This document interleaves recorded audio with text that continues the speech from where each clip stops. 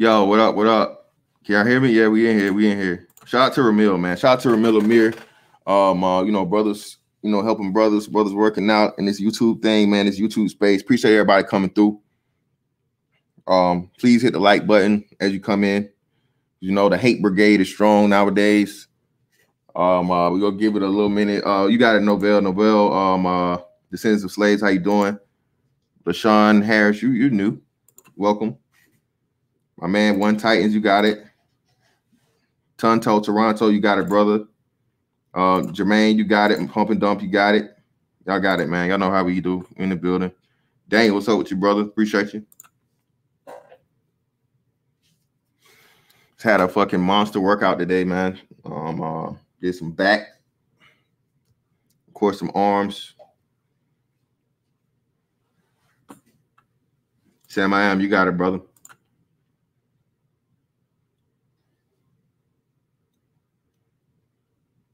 Turf in the building, man. David Moreau, the hood service. Democrats hate, man. Plus, you ain't black if you don't vote for Joe. Yeah, man, we're going to get into it today, man. Shout out to Black Wall Street. Yeah, Warrior Wednesday, man. I had a Warrior Wednesday scheduled, but I pushed it back. I'm going to wait for a week. I'm going to hit up Nick Taylor, man, and see if I can get him to hop on. I really, really want somebody to give their perspective that's, where I'm trying to get to. This wonderful, wonderful, wonderful retirement in just 3 more years, man. Retire by 40. I'm what I'm saying, holler at him and see if we can set something up for you people. I know he's at least an hour behind me in Texas. So and I know he's usually a nighttime guy. He's a night owl. So I'm gonna hit him up and see what's going on. That's how you feel. That's how you feel, Panther God. Shout out to my man Daniel, man. Daniel, always supporting, brother. I really, really appreciate you, man. It's gonna be good, brother. What's up? And Mr. Fantastic. A lot of Hollywood celebs will go to prison or just leave the country. Stuff will come out. Yeah, man. Listen. Oh, that too. Oh, man. So let's go ahead and get into it.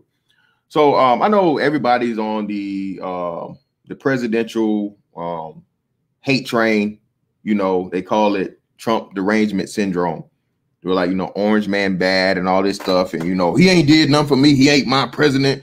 Number 45. What's the lady with the James Brown wig? What's her name? Reclaiming my time. Reclaiming my time. Reclaiming my time. What's her name? I can't think of her name. Somebody help me out in the chat. I can't think of it. This person that's been a congressperson for I don't know how many years and has one of the worst districts ever. Same as John Lewis. Appreciate you, brother. He's phenomenal. Yep, and my man. There we go. Maxine Waters. Yes. These black politicians that have black districts and have some of the highest poverty rates, highest crime rates, and black people not understanding politics keep reelecting the same ineffective, inefficient, just counterproductive people off the strength of their names as they get richer, get their pockets fatter, and sell you the same rhetoric about racism and a whole bunch of bullshit.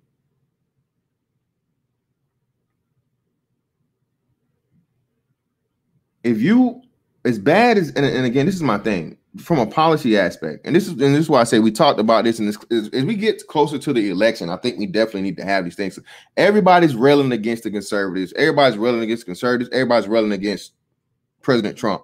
But I don't see anybody railing against Joe Biden and Democrats and liberals. That's what I'm missing here. I see all this hate and pushback when somebody, dares to say that they're a black conservative, which I'm not a conservative. Again, I'm not a conservative. Okay. I'm not a liberal. I have no political affiliation, but this is what I've seen. And to a degree, I understand the Candace Owens, the ABLs, the Officer Tatums, some of that shit can get a little extreme, right? A little extreme. But ultimately, outside of the extremeness, Candace Owens is a beast when it comes to, debates, logical breakdowns of argument, pointing out policy, pointing out, the lack of action or the lack of proof for all this support that the Democratic Party has gotten, since the 50s. You know what I'm saying? The lack of proof. All they promised you is the same thing: voter suppression, racism, and welfare. That's it. Barack Obama had 2 terms. In those 2 terms, Barack Obama did nothing, absolutely nothing for black men. We see this after the fact. And if you were a black person during the Obama administration, you were, nigga, I don't even know what's bigger than a coon. Nigga, you was a whole otter out here. Nigga, you was a wombat, nigga. You was worse than a coon if you dared say something against the great Barack Obama, the great Barry O, while he's a black man in the office, even though, again, he's not a black man, he's a African. His mother's white, his dad is African. Okay? This man did not grow up with any shape, form, or fashion of blackness. Okay? He hung around some niggas in college, learned a couple Al Green songs, smoked a lot of weed, and as politicians do, sold a fucking image to black people, and we bought it like some fucking fools. Because we don't check resumes, we don't vet, we don't do our research. We're all about the bluster, we're all about the charisma, we're all about the swag, we're all about the game, we're all about the bullshit, not the substance. And lo and behold, here we are here. The people who are going to be hit the most by this pandemic, and right now they're saying at least 30 million jobs that are never going to return, is going to be who? The black community, black man and black woman. Because we are the people that feel the most of these service jobs, or at the rate. Of course, we don't feel more of them than white people and so on and so forth, but we have some of the highest rates of filling the service jobs for our 13% of the population. Cashiers, flipping burgers, stocking shelves, stuff like that. And again, I'm not saying that from an elitist standpoint, but again, those are not meant to be careers. Okay. All right. Black people need to become more career minded. All right. And that's possible. That's even possible without a college degree. You can have a career, you know what I'm saying, even without a college degree. Niggas want jobs. No, jobs can be taken. A job is something where you just show up. Anybody can do it. It takes very, very little skill. Wash, rinse, repeat. And once that job is gone away, it's gone. Or if you quit, it's easy for me to take somebody else and just plug and play somebody else. I don't got to pay no money for training. I don't have to make sure this person is well experienced in any type of complex systems. Yeah, just sit here and do this. Punch these keys on the keyboard. Here you go. On the cash register, there you go. Pick up this heavy box, take the stuff that's in the box, outside the box, put it on the shelf.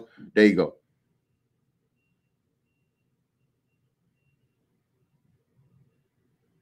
Niggas talk about this being a boss and bossing up and, being their own and entrepreneurship and all this other shit. Well, brother, you don't even got the, what I'm saying? We don't have the steps down as far as, again, being even career minded first.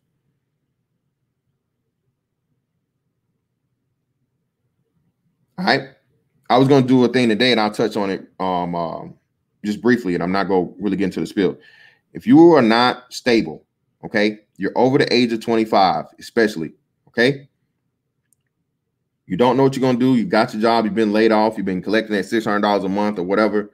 You need to be going to your nearest fucking recruiting office. You need to be studying for the ASVAB test. Score as high as you can score on the fucking ASVAB test. Get your ass in the military. I'm telling you. By the time everybody else realizes it, it's going to be too late, and they're going to close the door on your ass. You're not going to be able to get in. They're going to tighten up restrictions as to who and what they're letting in. You're going to have a better score on the ASVAB to get in. They're going to have the leverage is going to be on the military, because the military is a voluntary force. Okay. And they know, they know what the hell is coming around the corner. They already got their mouth watering. This will be a whole bunch of fucking undesignated, undesignated motherfucking airmen and seamen fluctuate in influx in the Navy soon. I know it. I guarantee it. Before the year's out.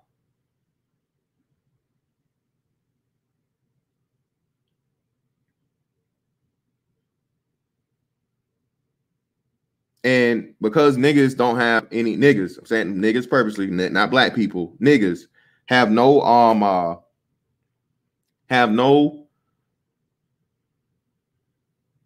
respect for authority.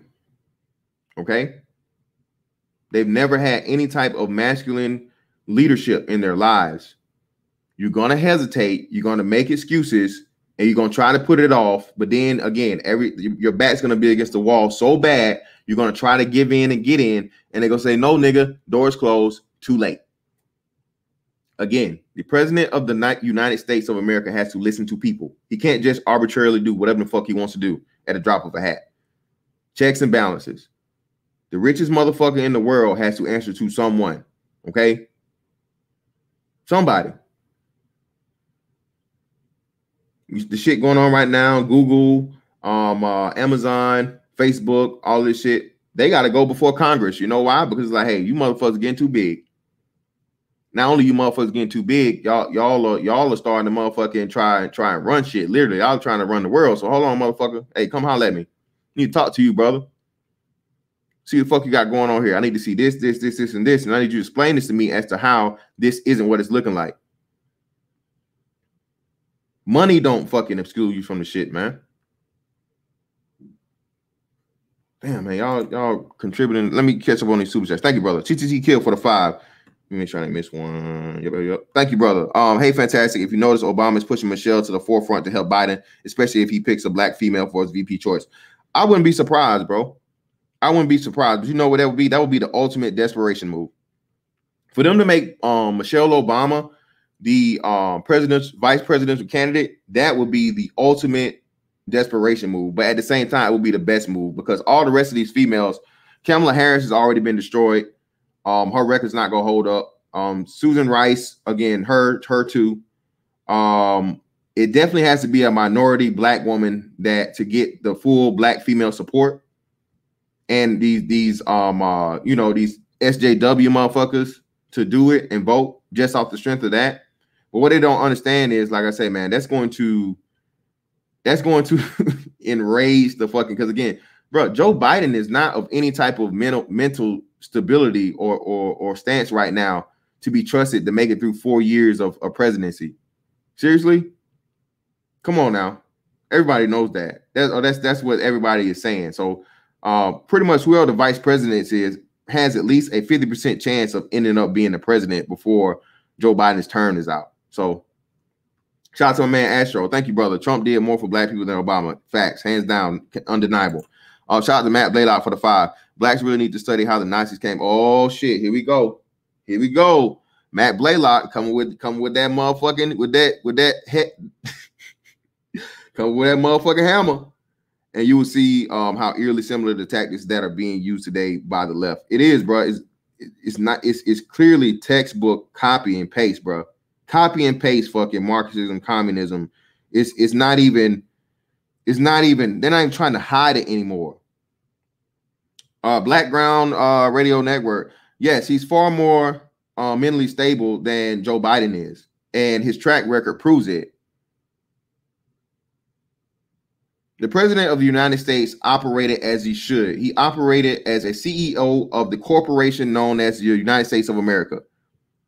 He made moves to get us, again, the last capitalist, real true capitalist society, okay, to get us out of major fucking debt, bad deals, empower American people by bringing jobs back here, making businesses, pay to pretty much leave the country and try to get around and shirk their responsibilities, the little that they do already have. Do you know, man, like say Nike and all these other places or whatever, bro, they purposely put their stuff over in China. Why? Because they know China has no labor laws.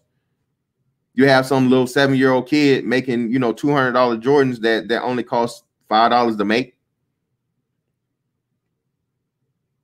Nike has no problem with that whatsoever. Black Ground Radio, well, brother, please feel free to hop up here as always, man. I'm not gonna just go back and forth with you there, brother.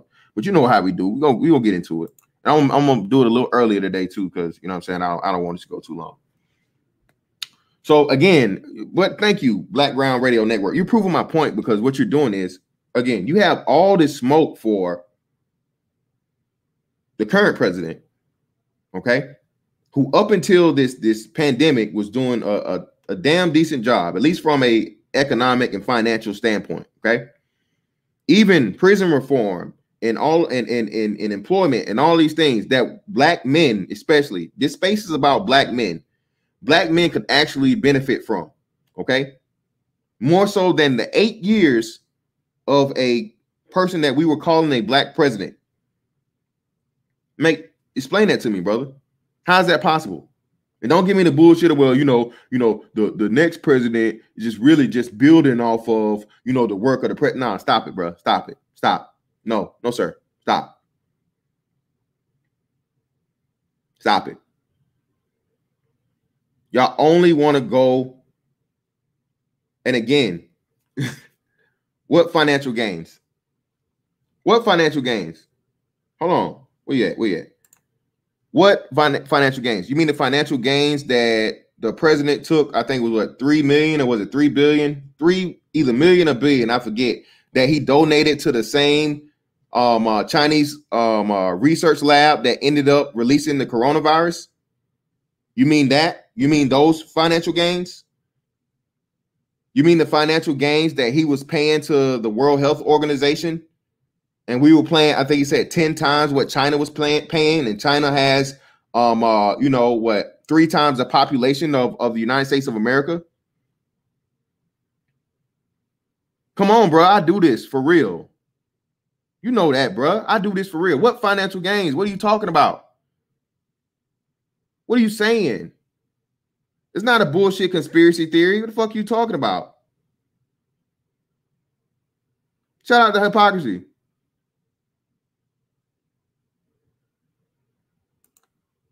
Again, man, y'all, man, we're men here, bro. Y'all got to get out your feelings. For real. This white supremacy, whatever the fuck. Look, stop. As a man, bro, you want results. I don't give a fuck who it is. If you're getting me results, bro, I can work with you. And this is what's blocking us from getting anywhere. The president said, hey, what do you have to lose? And instead of black men coming together and saying, hey, you know what? You're right. Because we definitely can't vote for fucking Joe Biden. There's no way that black men are going to get out here and say you can vote for Joe fucking Biden, bro. This dude's not offering you anything new. Again, so we just gonna throw away the crime bill shit, remember? Y'all niggas love to bring the crime bill. Y'all use the crime bill as a reason, not an excuse not to vote for Hillary. Who wrote the crime bill? Hillary said fucking, super predators, which I agreed with. I still agree with. These little motherfuckers out here shooting up, killing every damn thing around, bro, in the 80s. Bruh, what the fuck? Something has to be done. I don't even disagree with her when she said it. It was a fair assessment. But y'all want to get mad at her for speaking the words that were only possible because Joe Biden wrote the bill. Remember, I wrote it. You know how many times he's on tape? I know about the crime bill because I wrote it proudly. And now y'all niggas gonna cape for fucking Joe Biden? Stop. What are you talking about? Y'all got all this smoke for the current president again, when like he's getting results. As men, what are you expected to do? Results. I don't care how sick you are. I don't care how much bullshit you got going in your life. I don't give a fuck how much motherfuckers don't like you. As a man, especially a fucking black man, the only thing that's fucking respected is results. So why the fuck are we on some emotional ass bullshit argument about the current fucking president when, again, he's had the most results for black men arguably in the history of all fucking presidents. And again, I am not a conservative. I am not a pro-Trumper. This is just me using common sense and seeing what the fuck is going on here. Black men had the best and the most fucking opportunities in this country under him. Not 4 years. So, and this is why I say the Obama shit is bullshit. Okay, if the Obama shit was that, why wasn't it this good with Obama? He had 2 terms. I can see if he only had 1. Obama had 2 terms. How the fuck is it just make this miraculous fucking change after the current president gets into office? But of course, y'all don't want to fucking be realistic, man. Y'all want to be emotional. Y'all are listening. Y'all listen to this rhetoric that these fucking black females are out here putting up. And the black females don't want him in here because he's about what? Get the fucking welfare bullshit out of here. Done. Free rides, over with. We spending too much money on people not working. He said the other day, need to get back to work. This $600, extra $600 shit, bro. $600 a week. I just read that shit. It said extra $600 a week. That's extra $1,800 a month, man. The fuck? Damn. Shout out to my man. My bad, man. Hold on, let me catch up. Daniel Murray again. Daniel, don't see me no more motherfucking money, bro. Obama gave us $10 trillion in debt. Trump cut Obama's regulation, Obamacare, with a disaster, and it hurt the middle class. Shout out to Daniel. Shout out to my man Indigenous TV. Dems want to pull Biden from all planned debates. Yep, Biden is leading because he's literally being kept in the basement while Trump takes all the damage. And that's not even working now because now they done fucked up, man. And let me go ahead and drop this link because I definitely want you up here, Black Radio, brother. Please, brother. Please, please. I want all the smoke today. I want all the smoke today. All of it. Please click the link. All of you pro Biden but anti fucking bring it, bro. Let's do it, please. Because we gotta really have this fucking conversation. It's only 2 choices for black men at this point. Either we fucking get our shit together, come together and say, hey, this is what the fuck we want. We're gonna vote for you. Or we fucking say, fuck it, we gonna fucking sit this motherfucker out as a group and motherfuckers finally respect us as a group. Either way it go, whatever we do has to be as a group. And Biden is not part of the fucking answer. I know that. Voting for fucking the liberal, far left, extreme fucking ideologies, bro, is not going to help black men. Not. Shout out to Ramil, bro. Who was the vice president when? Whoa, mute up, bro. Let me help you out. There we go. Who was vice president when President Barack Obama made all these Title IX, broadenings and things? Title IX shit that guy. I remember. I can't never forget this brother's name, but I think he was a Houston Texans wide receiver, bro. Dude lost his job. But he lost his job, man, because this woman was able to go back and make another claim after he had already been exonerated of it. She was able to go back and make the same claim again against him at his college. He had no notification of the shit even being reopened back up. He was found guilty, and since he was found guilty, it got back to it hit the fucking the press picked it up or whatever, and he was cut from his fucking NFL career, bro. Life destroyed. Brian Banks. And his numbers out here that says, man, a lot of these, not saying all, but proven numbers to show that a lot of these claims of sexual assault and sexual misconduct, we just use those terms, are false. Especially when it comes to black men. And that's not even starting on domestic violence.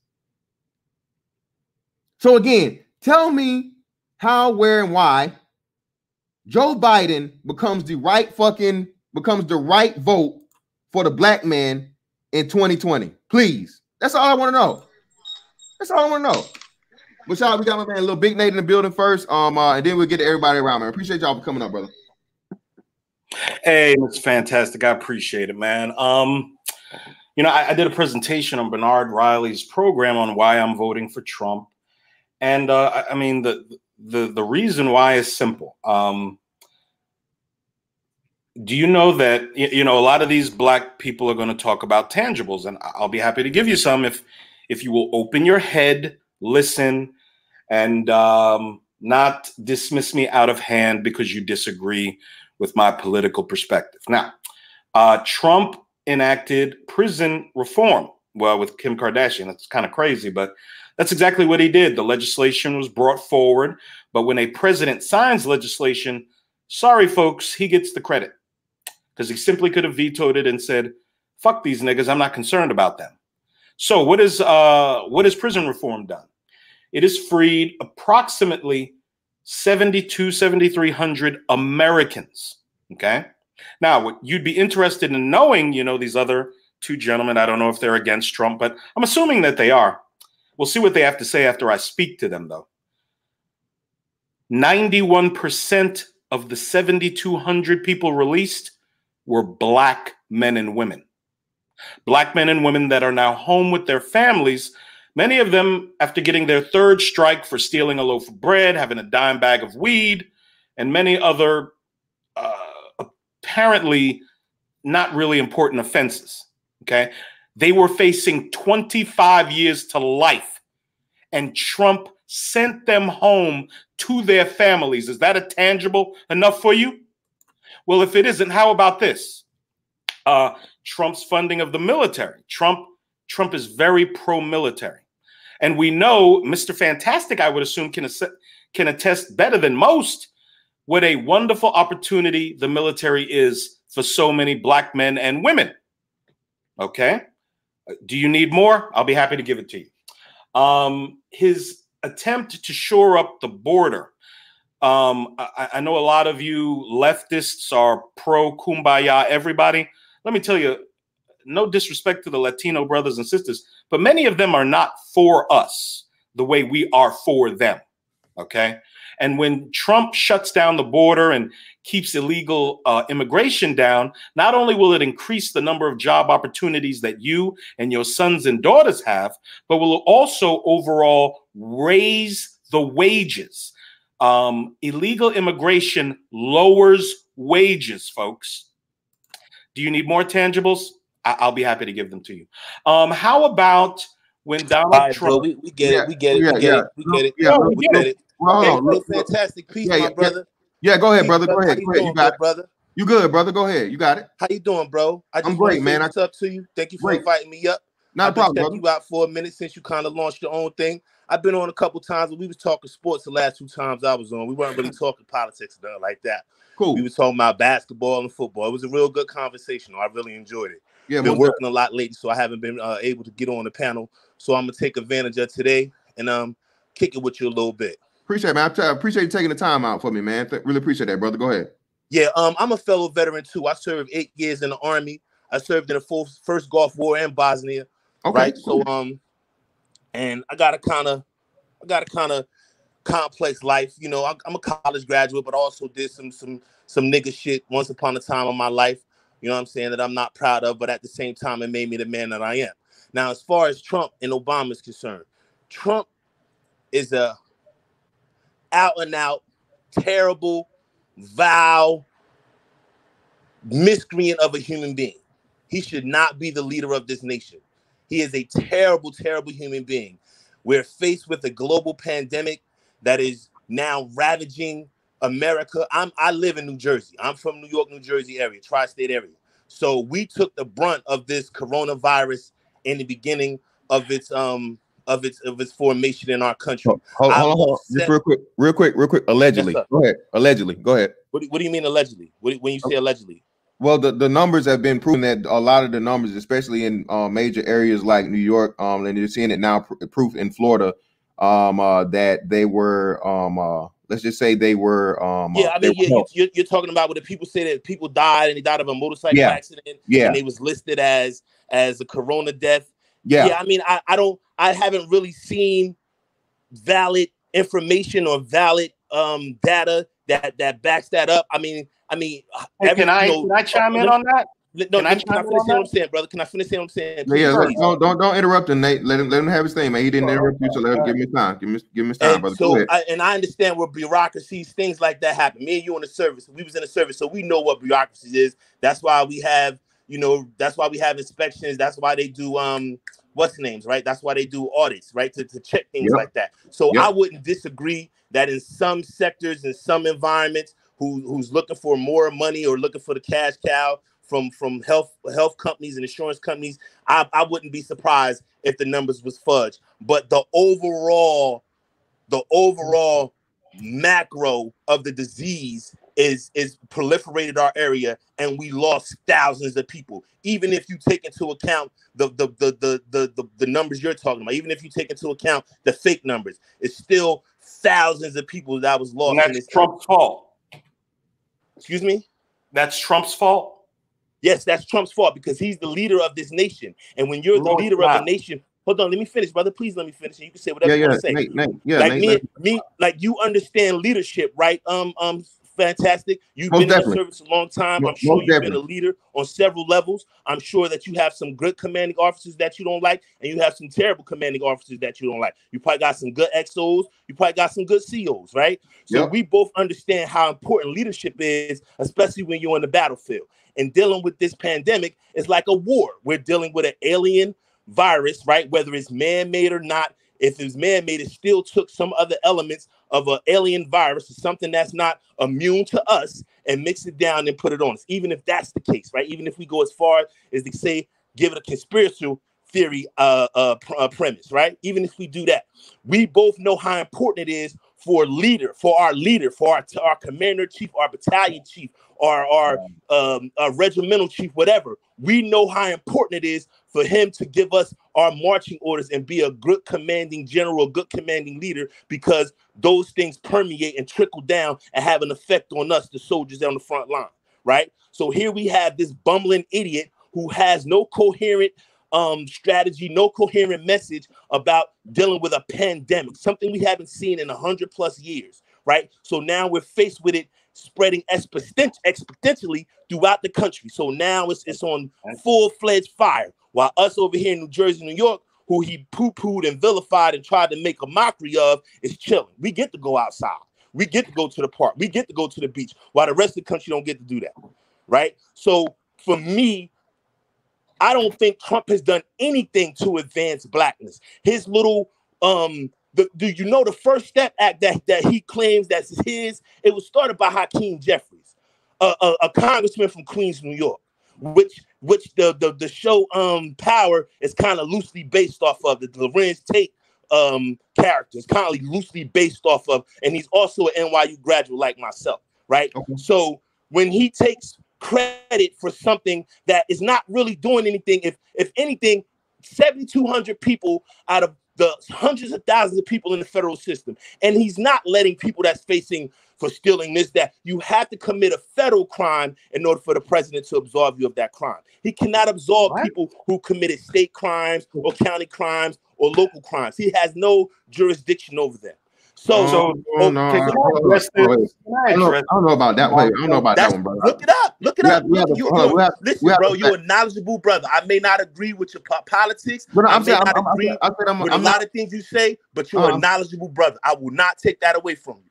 Okay, but I'm pretty sure because I don't think I don't know, because I remember he just pardoned Jack Johnson posthumously, remember?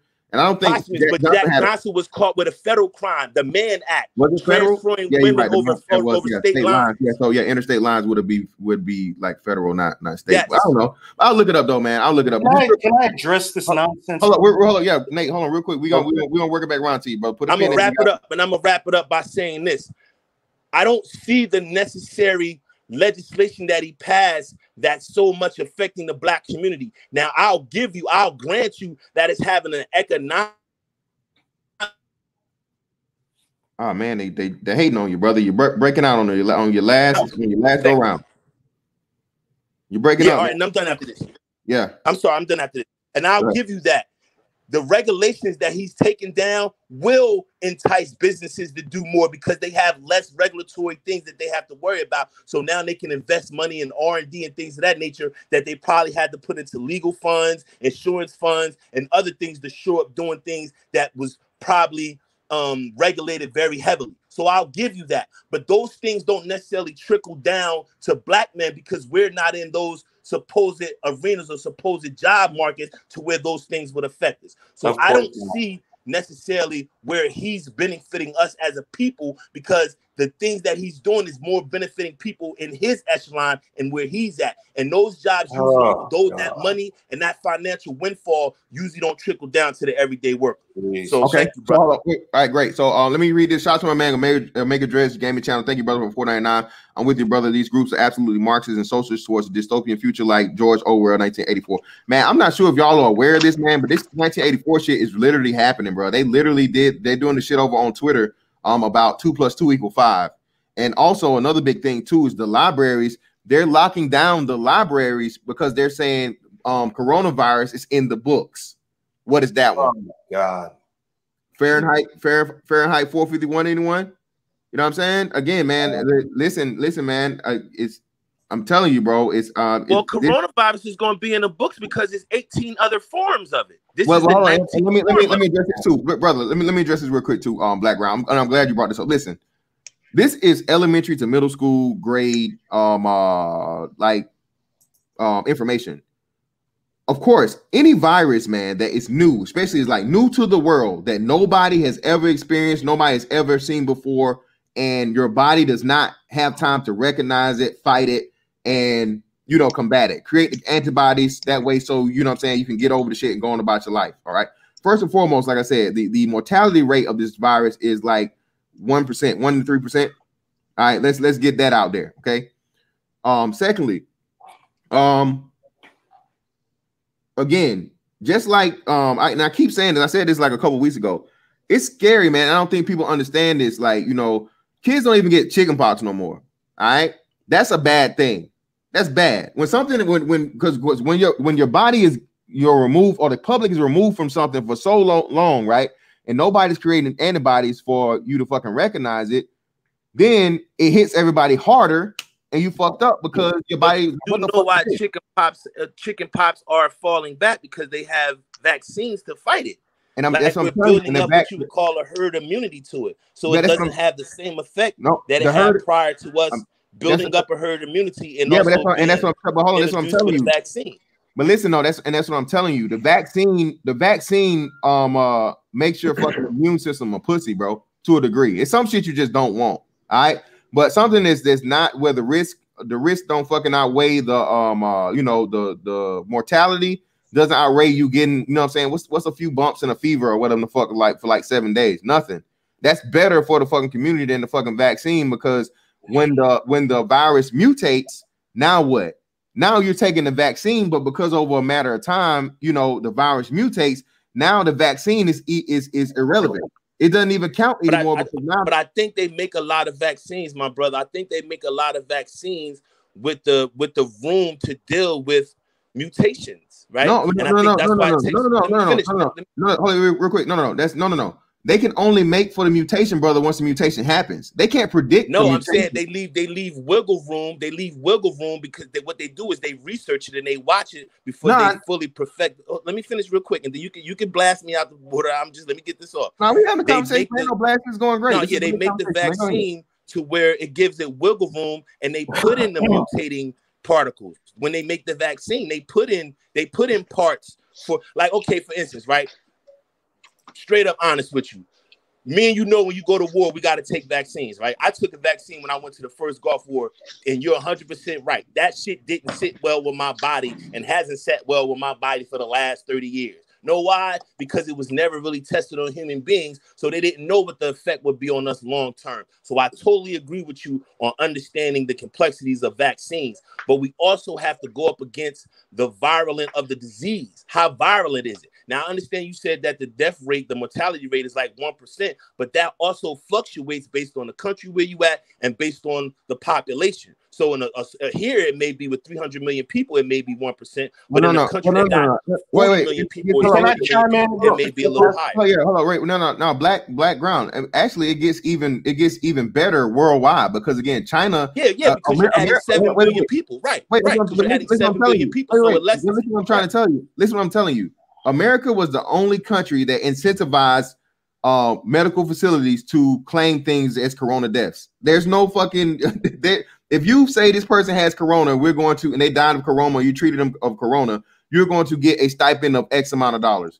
What the we fuck have do you to think? see that. We have to see that in writing, man. Like, in order for me to believe something like that, I have to see where it was incentivized to claim coronavirus deaths. I have to see that. I don't just want to take word of mouth conspiracy theories on YouTube. That was said in the actual interview, brother. That was who said it? Where? Who? I can tell you. I can tell you from an aunt who is a nurse administrator in a very large hospital somewhere in the state of Ohio.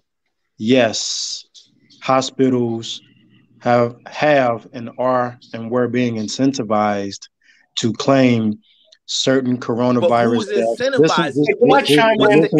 Hold on, brother. Just listen. No, but you gotta tell me. Don't just keep talking. Tell me who's the entity that's incentivizing them. My brother, I'm trying to give you an answer. You're never going to get through to him. It's fine, but I'm trying to give him. I'm trying to give him. Y'all can't have a conversation without talking shit about people that y'all don't know. I have not disparaged anyone on here. I have not said nothing rude to anyone. Everybody, wait. Let me help y'all out. Listen, brother. Listen. Little Big Nate, bro. You gotta. I know you're passionate, man, but chill with the ad libs. He's right. We just having the conversation. Let him get his shit off. We're gonna work it around to everybody. We counter the points. It's very, very easy. Let's not be disrespectful. Let's not, turn this to a shit show by any means. We're calmly talking about it. We're trying to, everybody has facts. Little Big Nate, I know you got plenty fucking facts, brother. I want you to get them to you. I'm gonna give you a chance by all means. We'll come back around to you. But my man Cyberlon's on it now, and I haven't forgot about you, Black Wall Street. So I just want to give everybody their equal chance to get their points out. And let's just do this the right way. Appreciate you. So go ahead, Cyberlon. It's on you, brother. Thank you. So to answer the brother's question, my aunt, who is a administrative nursing over all of the hospital in a particular area in Ohio, very large hospital, has shown me the literal paperwork. And the reason I saw it is because two people in my family in the Ohio area, I live East Coast now, two people in my family contracted it. Another person did die from complications thereof. And one of the things that I was very curious about was testing, and I was curious about whether or not how the hospitals were being implicated in terms of doing those policies. And so when the closest family member to me ended up catching it because he was being a knucklehead and not wearing his mask and hanging in areas where people were all bunched together, I went and spoke to my aunt and I said, I'm not asking to see any personal people's information, but what's this deal about the hospital, diagnosing and getting funds for this? Is this really true? And my aunt says, baby, I want you to come out to the house. I'm going to show you. She showed me an email. And that email, like I said, I'm not going to name the hospital, but that email was sent through the overall collective of hospitals administration throughout the city, county, and state. There's a chain of them. And those mandates came from upper level administrators and leaders at the hospital to be dictated and funneled down to hospital administrative staff, doctors, and so forth to execute those. And they have very, very specific designations and guidelines as to how they are to diagnose COVID. And they have markers or codes that they assign to each particular designation. So, I'm not saying this to quail you or quiet you, but as a person who has some knowledge with that firsthand, and I saw it, that is what is happening. Is it different from hospital to hospital? Probably. But bro, you never said who was the governing body that incentivized making COVID a financial windfall. Who was the incentivizer? My brother, and this is in all due respect, like I said, to protect my family and to protect my I don't want you to divulge any information as far as I don't want you to do that. But I mean, like, if you could just hint us, like, give us some kind of like vague hint if you could possibly. No, but Black Ground, brother, I'm telling you, I remember when it first happened, man, and it came about. The president said a number. I want to say something along the lines of $10,000 or whatever. To what's the name for COVID case. This is an actual press conference that he had, and he was discussing the numbers and the funding for COVID patients and whatnot. So I'm not. This is the thing. This is what we got to understand about it, right? Like, only patients that will get government money for their health care is those who are on Medicaid. Any people with private insurance and things of that nature, they don't get any government funding. They'll be paying through their personal health care provider. So what I'm trying to understand is, who is the group that's incentivizing this action? Who will benefit from it? Was it an insurance company that said, let's do it so we can overcharge someone? Like, yeah, that's what I'm trying to understand. No, listen. So this is from my understanding, and if I'm wrong, hey, it is what it is. Somebody counter it with this, but this is what I'm saying. I don't know if it's the government incentive or the insurance or whoever it is. What's happening is this: when you have a COVID case, especially a confirmed, because I'm guessing they're saying that each COVID case is a risk or whatever that you're taking it on, that you could be putting the caregivers at risk and the other patients and everything at risk. So you get an extra kick in stipend. So that's like what me and you would get is like combat pay then, basically. Yeah, sort of kind of. Well, no, it goes to the medical facility. To the hospital, right? But it goes to the hospital, right? Yeah, right. It goes not to the patient's care, but to the hospital overall budget and funding.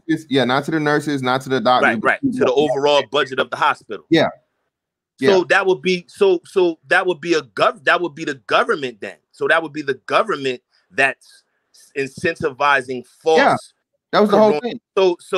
So Trump is in charge of the government. So is Trump doing this? No. And again, no. Again, that was something that Congress made him put in it for the thing. That's what I'm saying. I don't think. Now you're saying it's a bill. So so now there's two different things. I don't think there's a bill. Like a bill legislation would have to be in place for Congress to put something like that in place. That wouldn't just be arbitrarily done by executive order or anything like that. Right. And like I said, they did. They remember that it was a part of everything. That's what I'm saying. So what legislation did they pass that incentivizes hospitals I'm gonna give COVID? I'm gonna give it to you 1,000% right now. You got me dead to rights right now, man. I don't have it. I will have to get the research and get back to you. I definitely. Right. That's all I want to know. Like earlier, you got to remember. Fantastic. Earlier, I agree with you, bro. I don't think it's as large as you guys say, but I do think on a micro level with any bureaucracy, you're gonna have issues like that. So I don't totally disagree with it happening.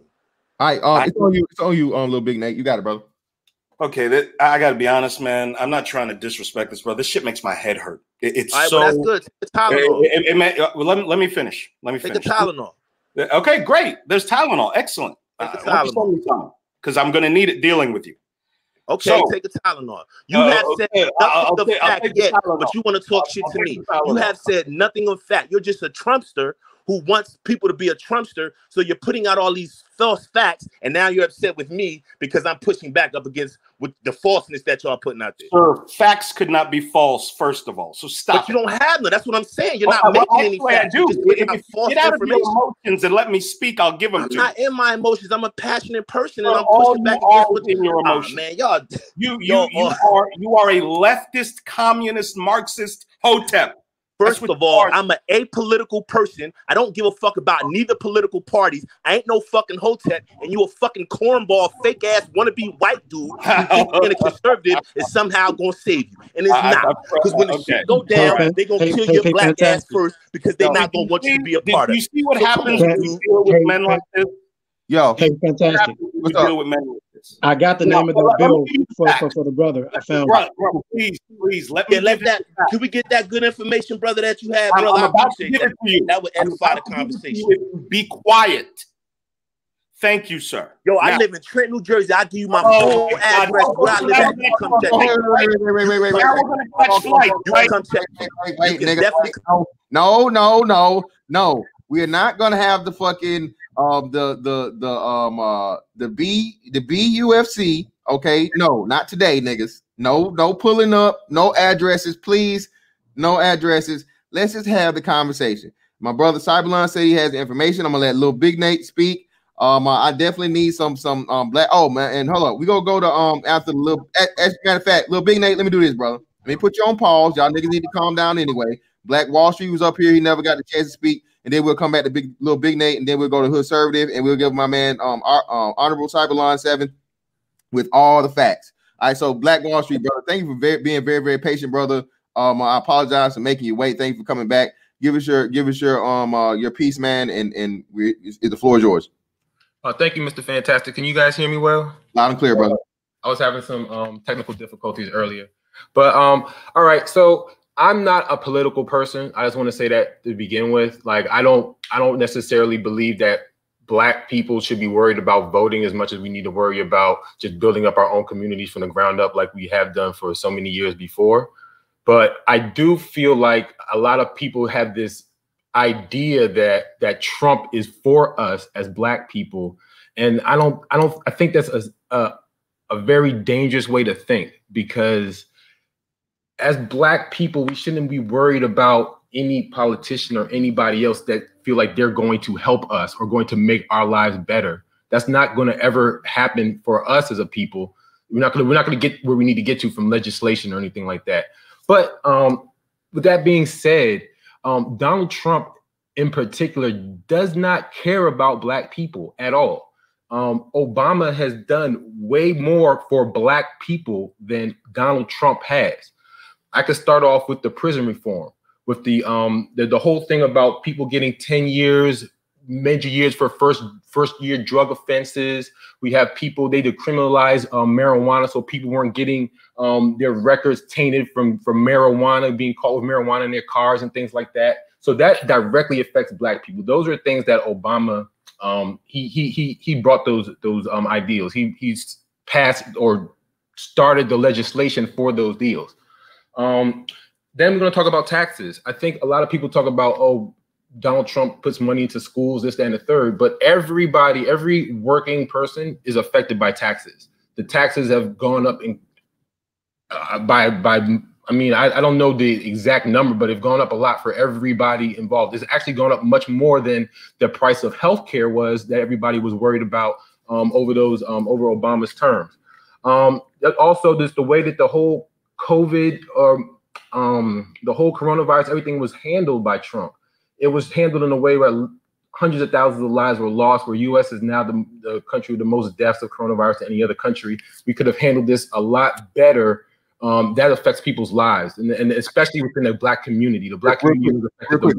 Just real quick, brother. Again, allegedly, brother. Allegedly. Go ahead. Allegedly, what did he do for COVID? No, brother. I'm talking about the deaths thing. Again, you have. Again, you saying allegedly more Black people were killed from coronavirus? I live in Washington D.C., Prince George's County. We have had a severe number of deaths. There's a lot of people who have been affected in this one of the major Black communities of America by coronavirus. Again, listen. Even when you do the numbers, no matter how you try to make it, bro, listen. When you do the numbers, no matter how many you try to claim the deaths, when again confirmed COVID only deaths, we'll never know the true identity of that. Every COVID death, for the most part, now has underlying things. It's like COVID and you. There's no way, or there's no thing that says, "Hey, this person died of COVID and COVID only." No, that hasn't happened yet. First off, secondly, again, it's been proven by several different states, and this is why the president has had the numbers sent to him into the White House versus the CDC, because the classification of the alleged COVID deaths have not been properly assessed. They've had several things to go back and seen that it's been false numbers put here and there. Don't do that, man. You a smart dude. Don't do that. He had the numbers. Hold on, bro. So hold on. It was getting, man. Don't do that. Hey, hold on, brother. Hey, background. Hold on, bro. Let me. Intelligent brother, man. Hold on, brother. I know. Let me I let all you guys talk, man. Can you let me, Mr. Fantastic, talk, man? My bad. No, I'm just riding for that. My bad. It's all good. But I'm just trying to get facts right now. I'm not trying to really do too much arguing. No, but again, that's the alleged part, bro. Again, like I said, we don't know what these numbers are too arbitrary. They're too all over the place, and when anybody looks into them, there's too many inconsistencies to the claims. So let me read this super chat real quick, and I throw it right back to you, man. Thank you for letting me interject. Urch the first, $5. Thank you. I agree with Blackground Network Radio. Thank you, brother. I'm glad y'all agree with him. Go ahead. It's on you, Black Wall Street. Go ahead, brother. Okay, but so I haven't had a chance to speak, Mr. Fantastic. Little Big Nate, you was the first. You was the starter off, man. You was the starter, brother. Wait, we getting there to you. I promise you, brother. I promise you. Go ahead, Black Wall Street. All right, I appreciate that. So after the COVID, just the way the whole entire protest, the whole entire Black Lives Matter, that whole entire situation was run really poorly by Donald Trump to a way it makes it feel like he wasn't having any support for us at all. Whoa. Did he ever acknowledge the plight of Black people? Or did he just say, we need to stop the protest and stuff? Did he ever say Black people have been wrongly accused or with the police? He actually did. Did he ever acknowledge it? He actually did, but he said there's a lot of white people too. He acknowledged two things at one time. All right, man. All right. That's what you want to give me. I'm answering your question. I'm answering your question. I mean, I'm sorry you don't like the answer, but he did. He did acknowledge the point, and he did say that he literally said there was a need for police reform, and that Black people are it's unfortunate that Black people are targeted the way they are targeted compared to everybody else, but white people get killed too. That's what he said. That's the same thing every white person says. Well, all lives matter. Y'all can anyway. Again, it's not a lie, brother. Are you aware of the numbers when it comes to, again, if you do the per capita argument, you're always going to get that because, again, we know there are less Black people than white people. Okay, we know that. But at the same time, like I said, Black people commit, more of the crimes than white people do. I mean, what the fuck? Again, I just did it. I understand that, but the issue is police reform. If we had police actually doing their jobs in our community, we wouldn't have to worry about people killing each other. Well, again, Mr. Fantastic, let me jump in, bro. We don't have any. There's no trust with the Black community with police. Listen, the police is actually brother. Real quick, brother. That's a state level, state and city level problem. You cannot blame the president for what these states are doing. And the prime example to counter that, everything you're saying, is what's going on with Antifa in Oregon and in Washington, brother. Brother, you may not be aware of this, and I understand why the rest of the panelists aren't, because they don't listen to proper sources of news. 1 month ago, Donald Trump signed the most sweeping police reform executive order in history. Just Google it. Just Google it. I know. I told people about that. Then why are we arguing that he didn't do anything? It was presented by the Democrats. But I mean, that's beside the point. When the president, brother, when the president signs something, the president gets the credit. I'm sorry. It's true under Democrats and Republicans. Brother Fantastic, can I address one thing, please? Yeah, let me read this super chat from Zero. Shout out to my man Zero, man. Why aren't we addressing the fact that extra chromosome people are immune to Rona and super strong? Get them out of here, man. Man, go ahead, little Big Nate. It's on you, brother. You got it. Look, I don't start trouble on panels. I don't start fights. I don't tell people to hop flights. That's just not what I do. Now, for all of you condemning Trump for the virus, let me give you some information you're not privy to because you have been conditioned to hate the man by the news that you watch. Now, just please follow me. Trump cut off all travel from China in January. He was called a racist by leftists, Nancy Pelosi, and other members of Congress. What he did was the exact right thing to do. Now, how many of you are familiar with a video that came out last week with 6 doctors that went to DC to do a press conference on the effects of hydrochloroquine? Yeah, the video that they literally banned. Mr. Fantastic, let me go in on this, please, sir. Oh my God! Let me go in on this. Yeah, I'm just giving people context that don't know. Oh, okay, go ahead. The video that was banned literally on every platform, like immediately. Go ahead. Every platform. That tells you how absolutely powerful the information the doctors brought. Hydrochloroquine. Oh, how fucking. Let me finish. Do you see? I can't. It almost makes no sense to debate these people. Hydrochloroquine plus zinc plus one other supplement. I was going to go back and watch the video, but it's been banned, which is a goddamn Nazi move. the doctor, the African black doctor that headed up the press conference said, quote, I have serviced 300 patients with the COVID disease, all of them suffering from several different maladies, from cancer to diabetes. I have not had one death. I have not had one death from corona. I have cured 300 people. Now, hey, and it was black. It was an African woman too, by the way. It was a woman. It was a woman. An African. She's an African, I think, genealogist and doctor. She has been shut down from all media appearances. Now, she claimed, and the 6 white doctors behind her had claimed to have cured well over 1,000, excuse me, I think it was 1,500 patients that had corona, cured them, no ventilators. You do know 80% of the people on ventilators die. You leftists, you blame Trump for everything. You have been conditioned to hate him. 4 months ago, Trump said, hey, let's look into this hydrochloroquine thing. I hear really good things about it. Every media platform attacked him as a kook. You listen to the wrong people. They have poisoned your minds against this man. I'm sorry if you hate him, but the facts remain that doctors now, a group of doctors said, we have cured over 1,500 patients with zinc, hydrochloroquine, and one other supplement. If you ignore the facts, gentlemen, for the record, bro, hey, don't say the word because they might fucking kick the streams. My apologies. My apologies. What I was trying to say. These are the facts, gentlemen. There's no getting around them. I know you hate the man. I know you hate him. I know you hate him. He is not the monster that he's been portrayed to be.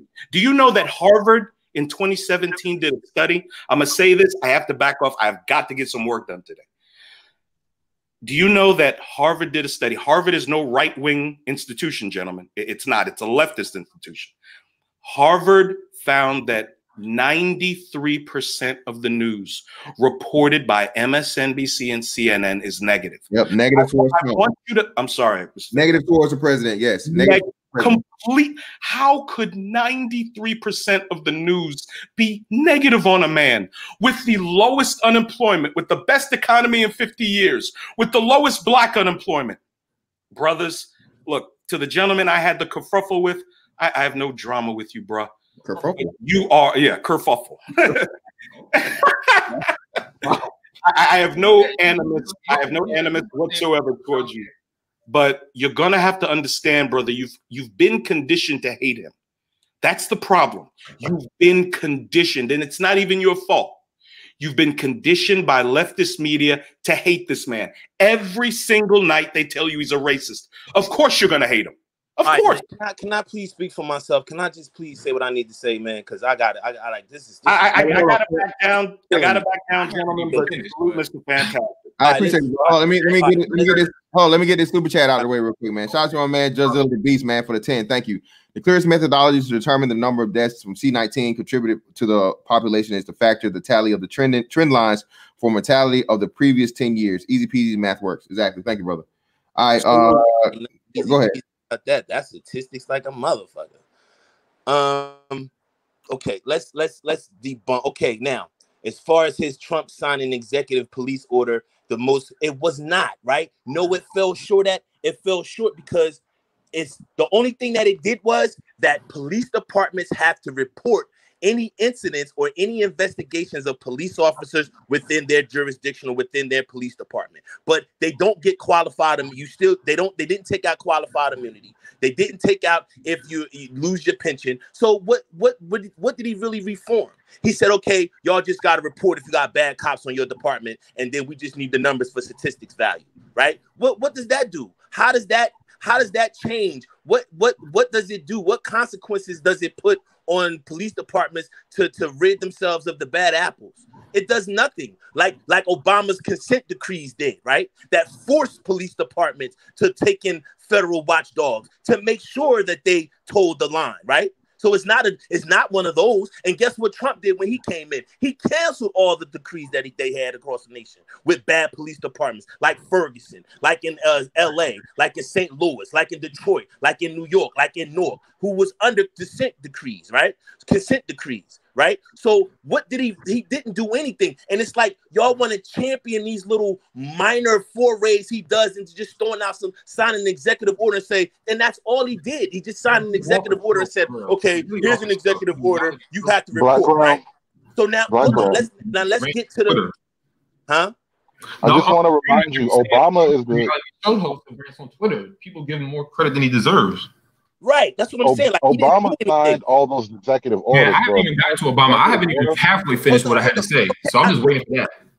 I'm not. If you have problems with Obama's legislation, executive orders, things of that nature, and you can articulate it, I have no argument against that. Like, I'm not saying he was a perfect man. I haven't even said Obama's name. Well, let's clear the record for a second. When you said Obama did prison reform, Obama did not write. Obama did prison reform way before Trump did it. Yeah, Obama did not sign a bill.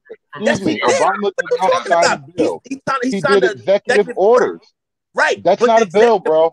You're over here complaining about executive orders now. No, we're not complaining about executive orders, brother. I'm not complaining about executive orders. I'm saying that Obama started the talk for prison reform. All the semantics aside, he's the one who pushed for it. Not right. This is a value argument. This is a value argument. Trump gave you more value out of what Obama tried to do by your argument. A law is more significant than an executive order. A law is more significant than an executive order because the next president can. Oh, listen, brother. I understand. Absolutely. Oh my God, brother. If you let me finish, I understand the difference between an executive order and law. One is legislation, one takes three branches, and one is done by the president. I totally understand that. But what I'm saying is an executive order is pseudo legislation. It just doesn't have the backing of the Congress and the Senate to make it law, to make it enforceable by police departments, enforceable by courts and things of that nature. That's the difference. So wait a minute. By your argument, let me finish, brother, please, let me finish. Let me finish, please. The point that I'm trying to make is Obama's executive order when it came to the cocaine discrepancy laws and things of that nature. Do y'all know how many people was let out of prison because of that? Yeah, way more than 7,200. A lot of people personally came home during that. 40,000 people. People who were tried for the first offense, drug offense, going for jail for years. Right, for 20, 30 years, getting life. They came home because of their sentence was reduced and then vacated. Trump just let people out that had been in there for 20 years already and had served the majority of their let half of his cronies out. Trump let half of his friends out already. Hold on. Trump pardoned one or two. Trump pardoned one person. Hold on, one person. That's what not even in a conversation. One person. Pardoned one person. But it's not for nothing, bro. Are you guys legislation, brother? His legislation only freed 7,200 people in comparison to Obama's. Only compared to those black people, bro. Those are people that you want out of jail. People, they were people of all races, colors, and ethnicity. Real quick. Let me hop in here real quick. Shout out to Gabe Bay for the 5. Kerfuffle, brother. Kerfuffle. Shout out to my man Zero again, man. Shout out to Zero. Where you at, Zero? Where you at? For the 2, bro. Thank you. Obama not perfect. This dude crazy. Drop him down. Go ahead, man. Y'all back into it. Yeah. So hold on. Let me interject right here real quick. Listen, man. The point of the matter is this, and again, give an equal thing too. I'd imagine, like I said, if they would have done the same study for Barack Obama back in when he was president, his 2 terms for Fox News, it would have been the same, somewhere around 93% or whatnot too, as far as the negativity goes. I don't have a dog in either fight or either side. I don't have a political classification or anybody I fly a flag from. So I'm all for it. Like, straight up. That didn't disprove you though. Fox News is one network compared to everyone else. Yeah. I understand. They have a right wing bend. They're the state media. Wait. But again, like I said, they're the only town. Hold up, they're the only show in town for conservatism, bro. No, you got ONN Network. You got Newsmax. No, they're not. You got Blaze TV. mainstream media. Hold on, brother. Mainstream. Yeah, that's not mainstream. Well, ONN and Newsmax is making their way into mainstream TV. Again, I can counter. Hold up, I could counter you with like literally hundreds of more liberal. New York Post is not New York Post. New York Times is liberal. We're not talking about, wait. Everything's interchangeable now. Like I said, because the New York Times is still one of the most reputable, worldwide. News sources ever. The New York Times is not liberal, y'all. Please stop doing this. I'm not. Liberal. No, it's leftist. It's way beyond liberal, bro. They're full on leftists at this point. No, they're openly, man. The New York Times they're is not openly anti-white racist, bro. Read the goddamn paper. They have. Listen. They had a editor hired recently, an Asian lady. I forget her name, but there was a giant controversy about when they hired her because she put out all kind of anti-white tweets about white people should be killed off and they smell like dogs, all this kind of stuff that if anyone said about black people would get them fired out of the whole universe. But because she can say it about white people, you're talking about racial bias and not political bias, though, bro. Like you're conflating too many things. Hold on. Racism is about racial bias. What do you mean? Wait, background. Hold on. I gotta say this. Racial bias. What are you talking about? Background. Hold on. Racist. There's just as many racist liberals. Background, brother. Let me in here, bro. Listen. You have to bring up the racial aspect of it when the entire liberal and leftist ideology now is race based. White man bad, patriarchy bad. You need to have more black people than minorities. Hold on, brother. Hey, chill, be patient. You have to have leaders be minorities and women. So you have to bring up the aspect of race and sex and all these other things because their entire campaign is about these fringe, far extreme left fringe fucking ideologies, brother. So that's why it's important. The race factor is going to be there. And again, they're forcing it upon to even be talked about in the politics for the right. The right just wants to focus on, hey, there's money to be made. There's deals to be done for the people to get jobs, money. And again, the last harbinger of freedom and true capitalism in the world. Okay. The race shit comes up when you allow far left fucking extremists, which now is taking over the Democratic Party. Okay. To the point of where minorities first, white men bad, and give free money. So again, man, we have to be straight up and down with them in the middle. I mean, you know what I'm saying, of the subject and understand and give context as to why something is being addressed, if it is being addressed. Now, if I'm wrong, feel free to counter it and show me where I'm wrong, but I'm pretty sure it's going to be hard for you to do that. Go ahead. All right. Okay. This is real simple. The platform of the of what y'all call the leftists, the far right leftists, because y'all talk like Fox News people. None of y'all really think like this. None of y'all really thought like this or talk like this until you listen to Fox News. Hold on, real quick, brother. Just for context, brother. I don't listen to Fox News like that. Bro, obviously you do, because everything you just said would be a perfect segue on any show on Fox that come on after 5 o'clock. Well, no, actually, hold up. Wait. I will tell you. Brother. I'll tell you what I listen to news-wise more so than anything. I listen to Tim Pool. Tim Pool is he's far from a conservative. He's not a conservative at all. But the dude gives a honest, very, very honest and true breakdown of current.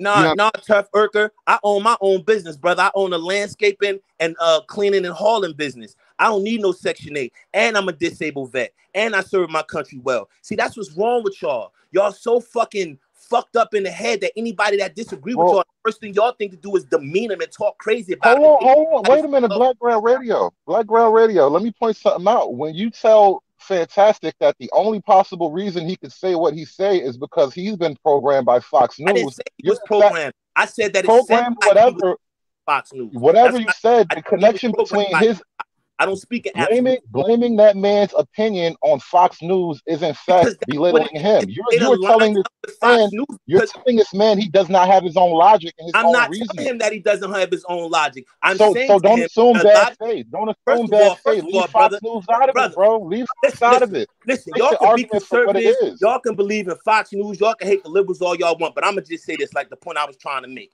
The point that I'm trying to make is this: as y'all label liberals as leftists, and it's about race and gender, there's just as many racist liberals as there is conservatives. The Liberal Party, the Democrats are not for black people. They don't have no plan for us to get us nowhere to do anything for us. Hold on, bro. I don't want to get distracted by what you're saying, bro. I don't want to get distracted. That's the whole point. I need to distract you with truth. I don't want to be distracted by what you're saying. That's the point. I don't want to be distracted with what you're saying. I get it, bro. That's the whole fucking problem. Truth is the only fucking bomb that you can put on these wounds. Like, you're giving your opinion. You need some truth in your life. You're giving your opinion. See, you guys don't want nobody to push back on the I'm going to tell you things you can look up. And y'all I'm going to tell you things you can verify.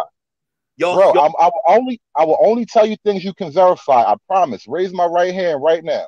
Listen. On the right, you cannot openly make racial accusations against another person. All right. No one on the right, no one in modern Republican politics is out making racial slurs. Tom just said that slavery was a necessary evil. That's not a slur. That is a description of history. Slavery was a worldwide phenomenon. But it wasn't a necessary evil. It was nothing necessary about it.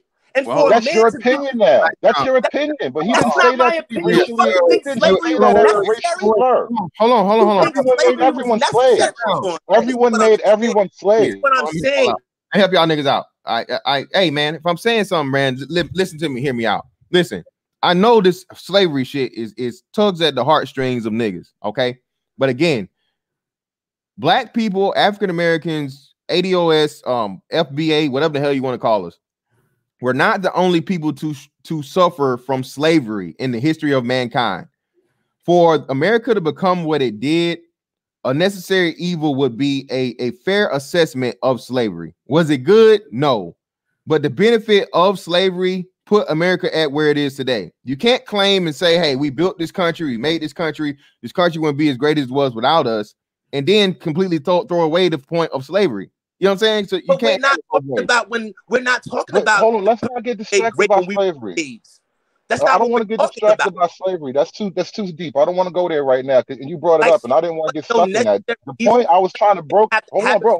People to become a capitalist empire. It didn't have to happen. They chose that as their mode of production to make it happen. They chose that.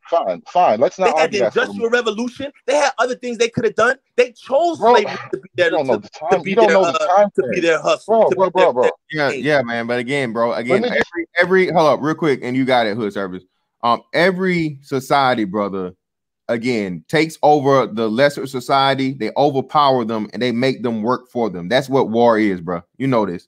That's what war is. When we go over, and you said you was in Bosnia or whatnot, and all these other places, when we liberate, quote unquote, liberate a country, what do? We then move into that country, set up shop, and the fee for your liberation is we run your shit, and we have access to.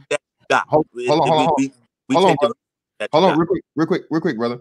No, I agree with you. The price for your liberation is us running your shit, and you pretty much working for us now. Okay.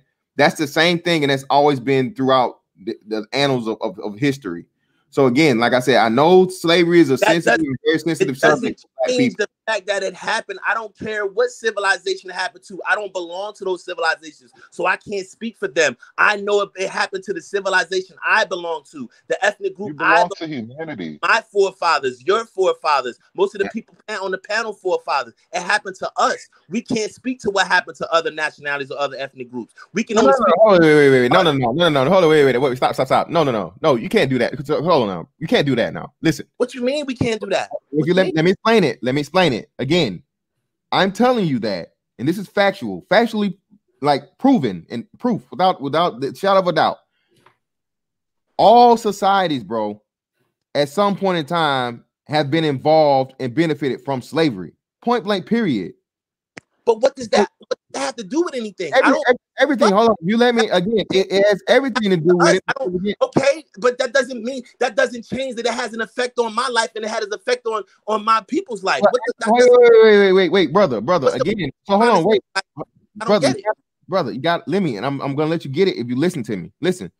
Actually, it had a positive effect on your life. Black people, brother, you gotta calm down, bro.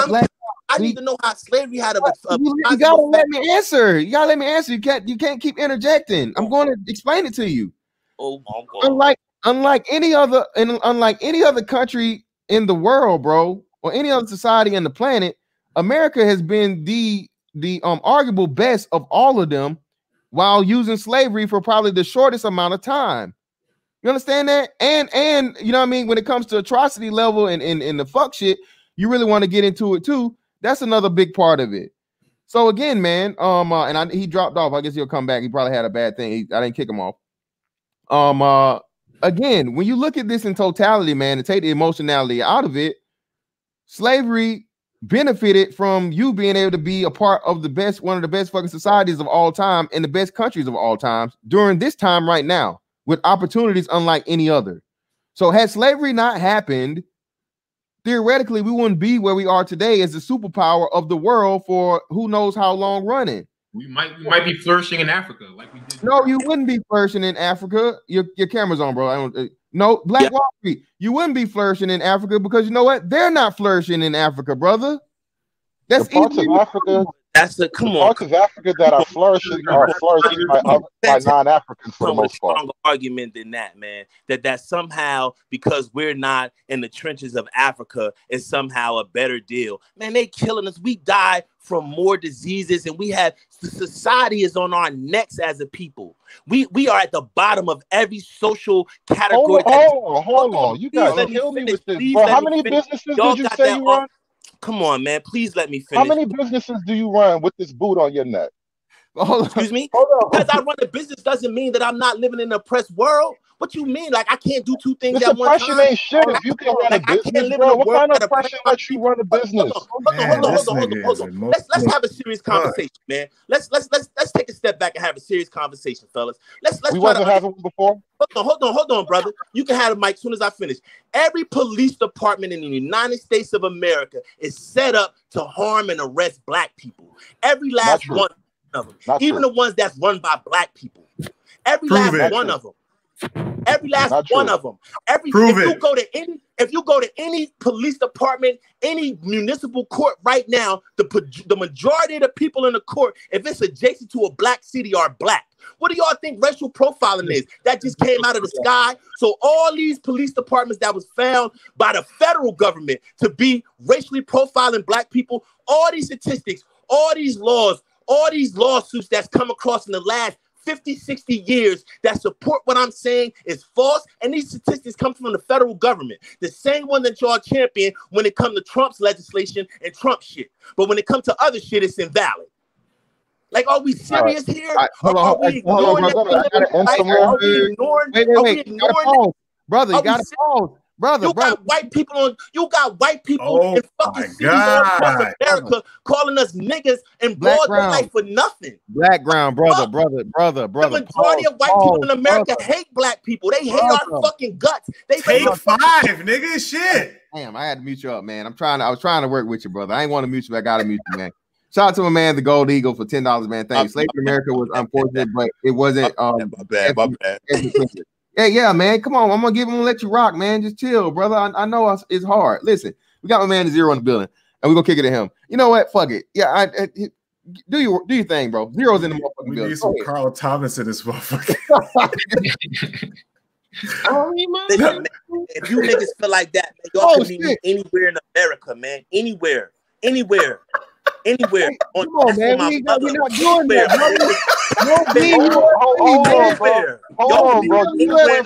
bro. The white man is the enemy to kill a nigga. How the white man the enemy, but you want to kill a nigga? You want the internet kill a nigga at that? That's even worse. Y'all like being black. Y'all niggas up. All right, go ahead, Zero. Then we got Anwar in the building. Go ahead. Oh no, I'm gonna let the doctor go. Fuck that. Hey, shout out to my man, Dr. Anwar Dunbar in the building. Thank you for coming through, sir. by all means, glad for whenever you hop on the panel. Go ahead and hit us with all the knowledge, brother. Thank you. Hey, what's going on, fellas? Hey, fantastic. I see you. You subbed my science channel. I appreciate that. Yeah, not a problem. I just want to, hey, first, fantastic. I want to say, hey, man, keep making your content the way you want to make your content, microphone, whatever. You got a quality production going on here. You know, keep doing it the way you want to do it until you want to change. Thank you, brother. Wait, did the doctor just shots fired? Yeah, I'm just saying. I'm saying I regularly listen to Fantastic and Ramil and those guys, and if it's working, don't stick with it until you're ready to upgrade it yourself or do whatever. It's yours, and it's working.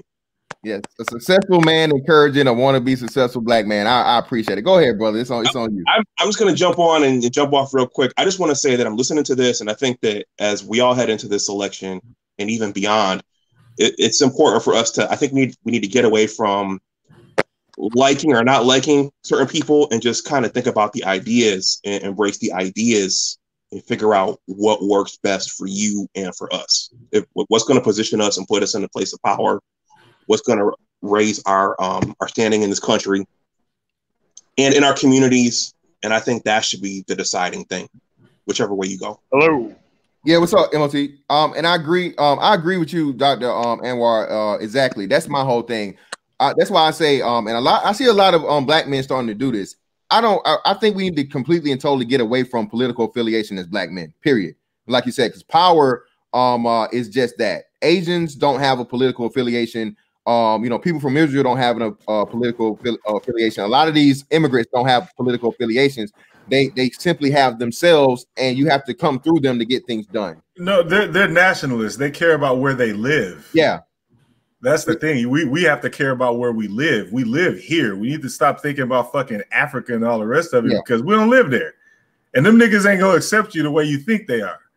Oh, definitely not. Akata. We do not do business with Yeah, and you know what? I'm gonna say one more thing. I got to get back to work. I'm reading Grinch God's Ratchet Rouge right now, and BGS told me that some of what he talks about in terms of the slave trade is related to that book, Daughters of the Trade. And so, when we think about Africa, we got to keep in mind that our people, some of our people, sold our own people.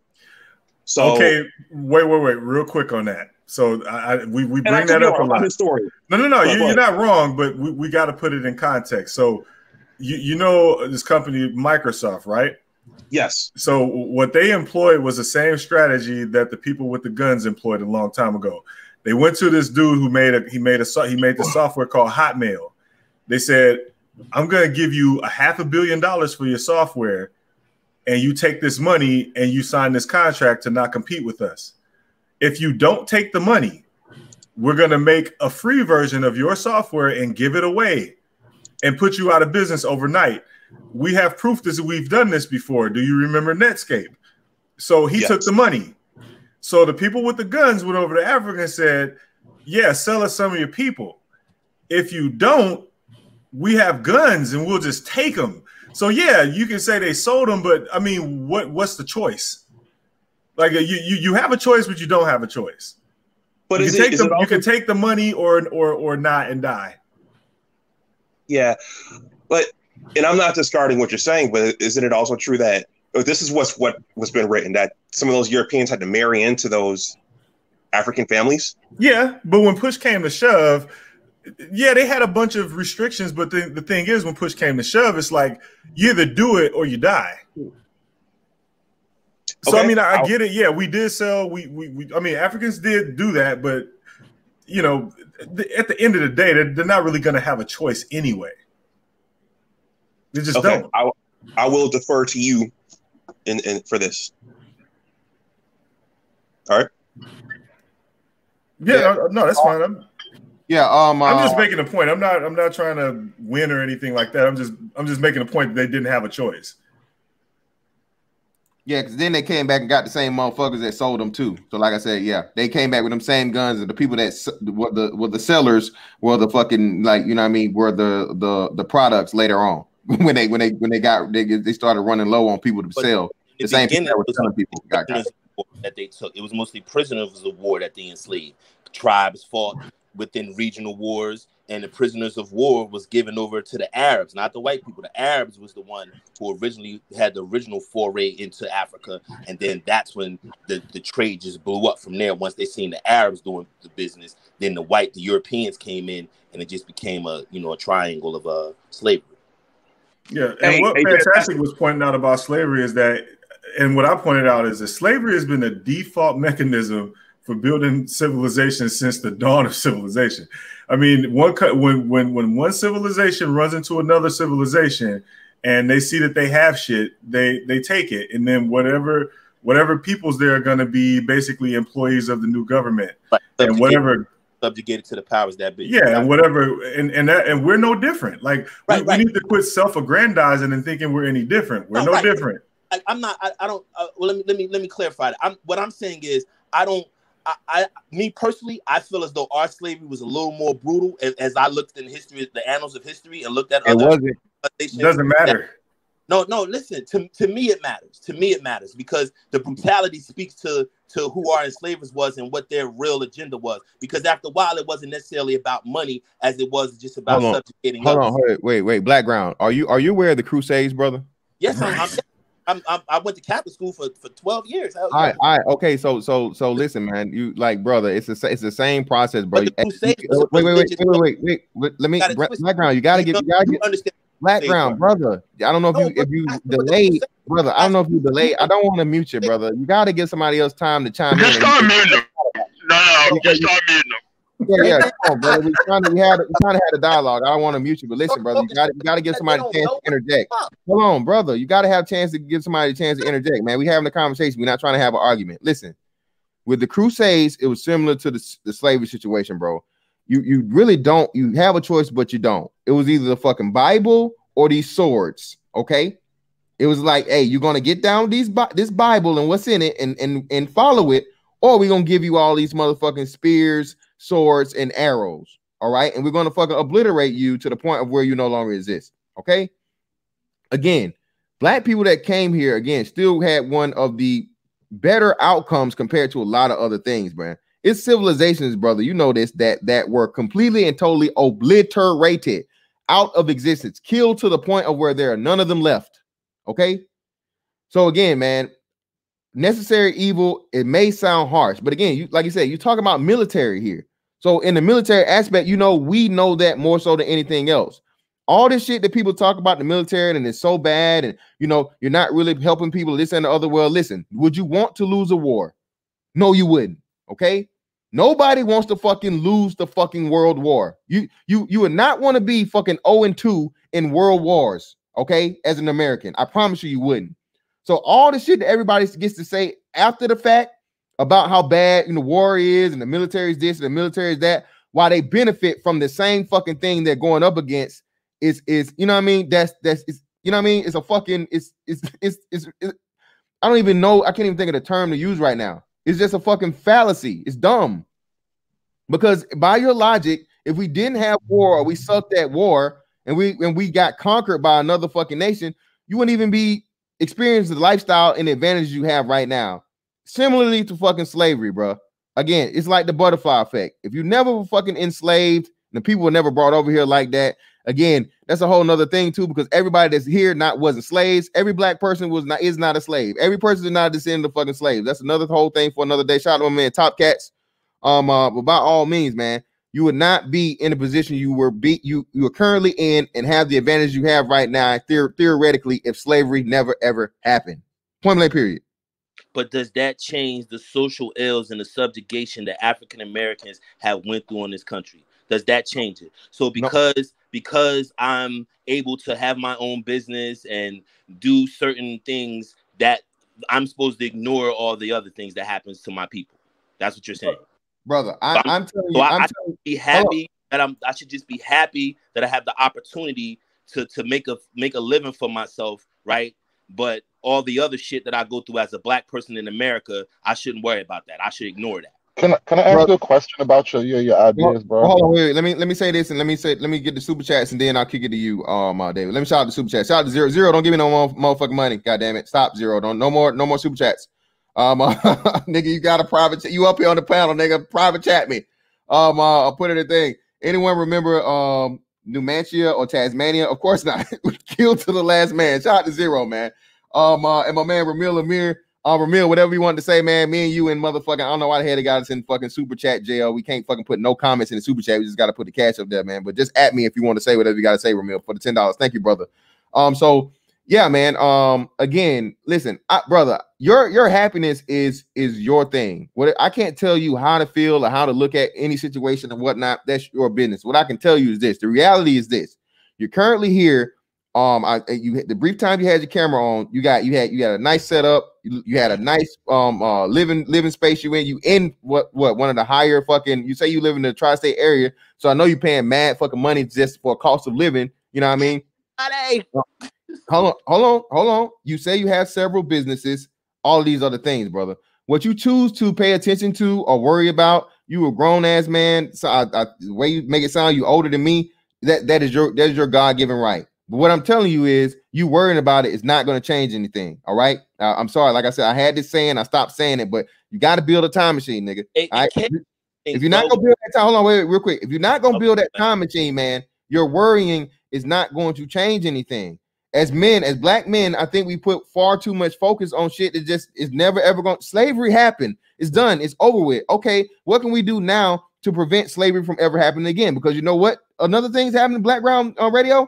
You're gonna be fucking a financial fucking slave if you're unable to work. You're unable to get any job. And again, the majority of the jobs that were just lost are the jobs that black people work, men and women. So instead of us focusing on slavery that already happened and we can't undo, we need to be focusing on doing something to make sure you're not fucking a slave in the fucking fourth industrial revolution and the technocracy takeover. You see what I'm saying, brother? How does all this apply to me when I've made my way through my own innovation and my own ingenuity? How am I a slave to anything? Like I have. Well, hold on. Hold on, brother. You said a lot. I have the mental capacity to run my business and also focus on making America better for people that look like me and for my kids. Like I have the ability to do that. You have the ability. Are you the only black man that does that though? Are you the only black man in the history of America that has that?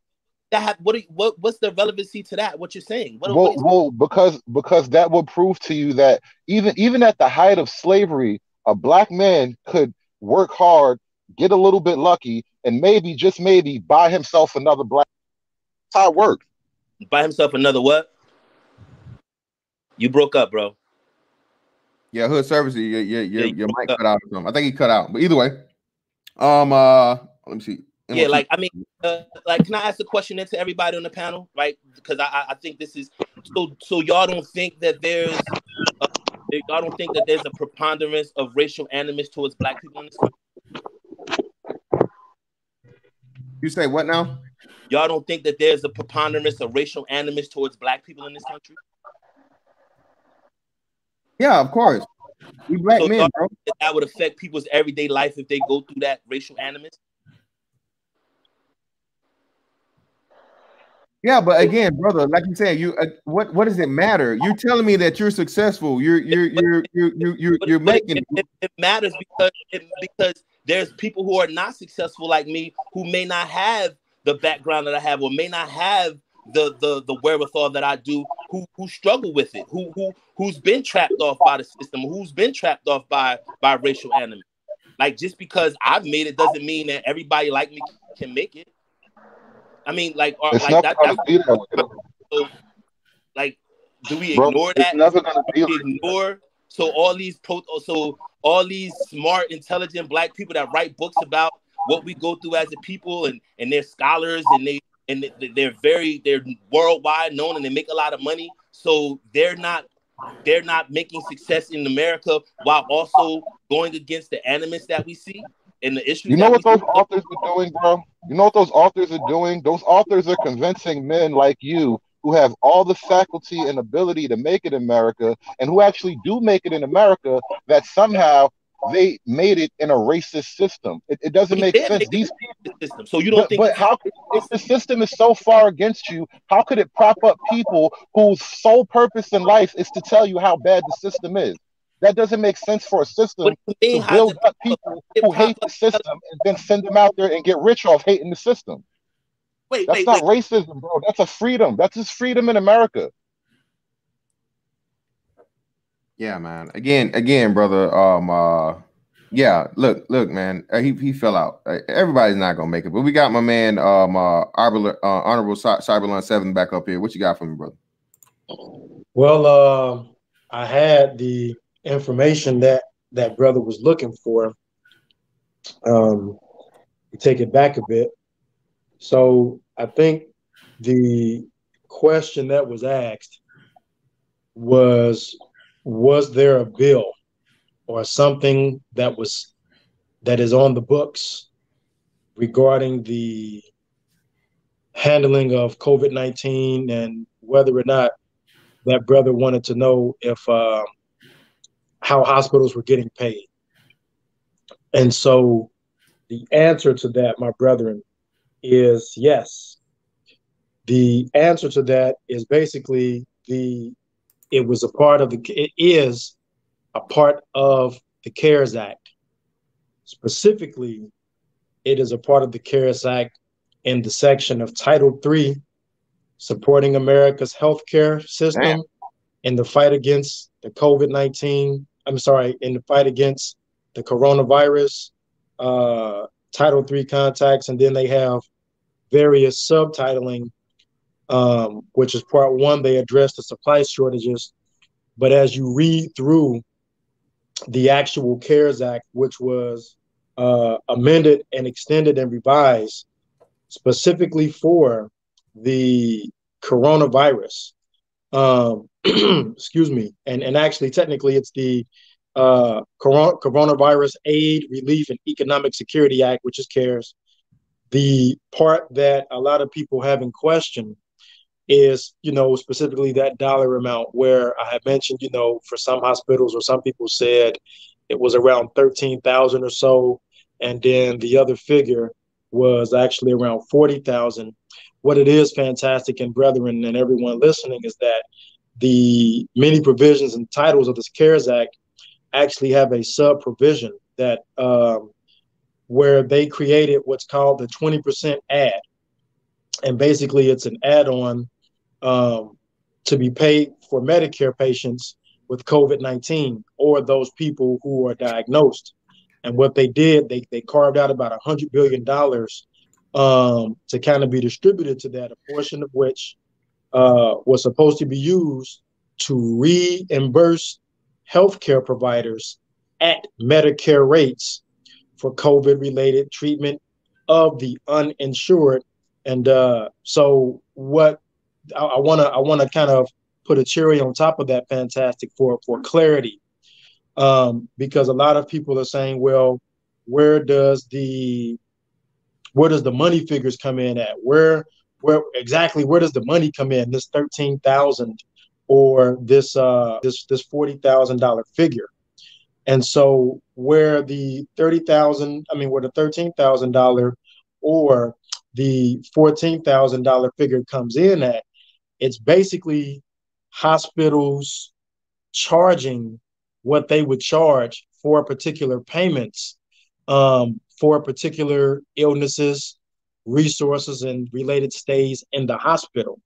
And so those are payments that hospitals have agreed that, okay, we generally will charge this amount of services for this particular situation.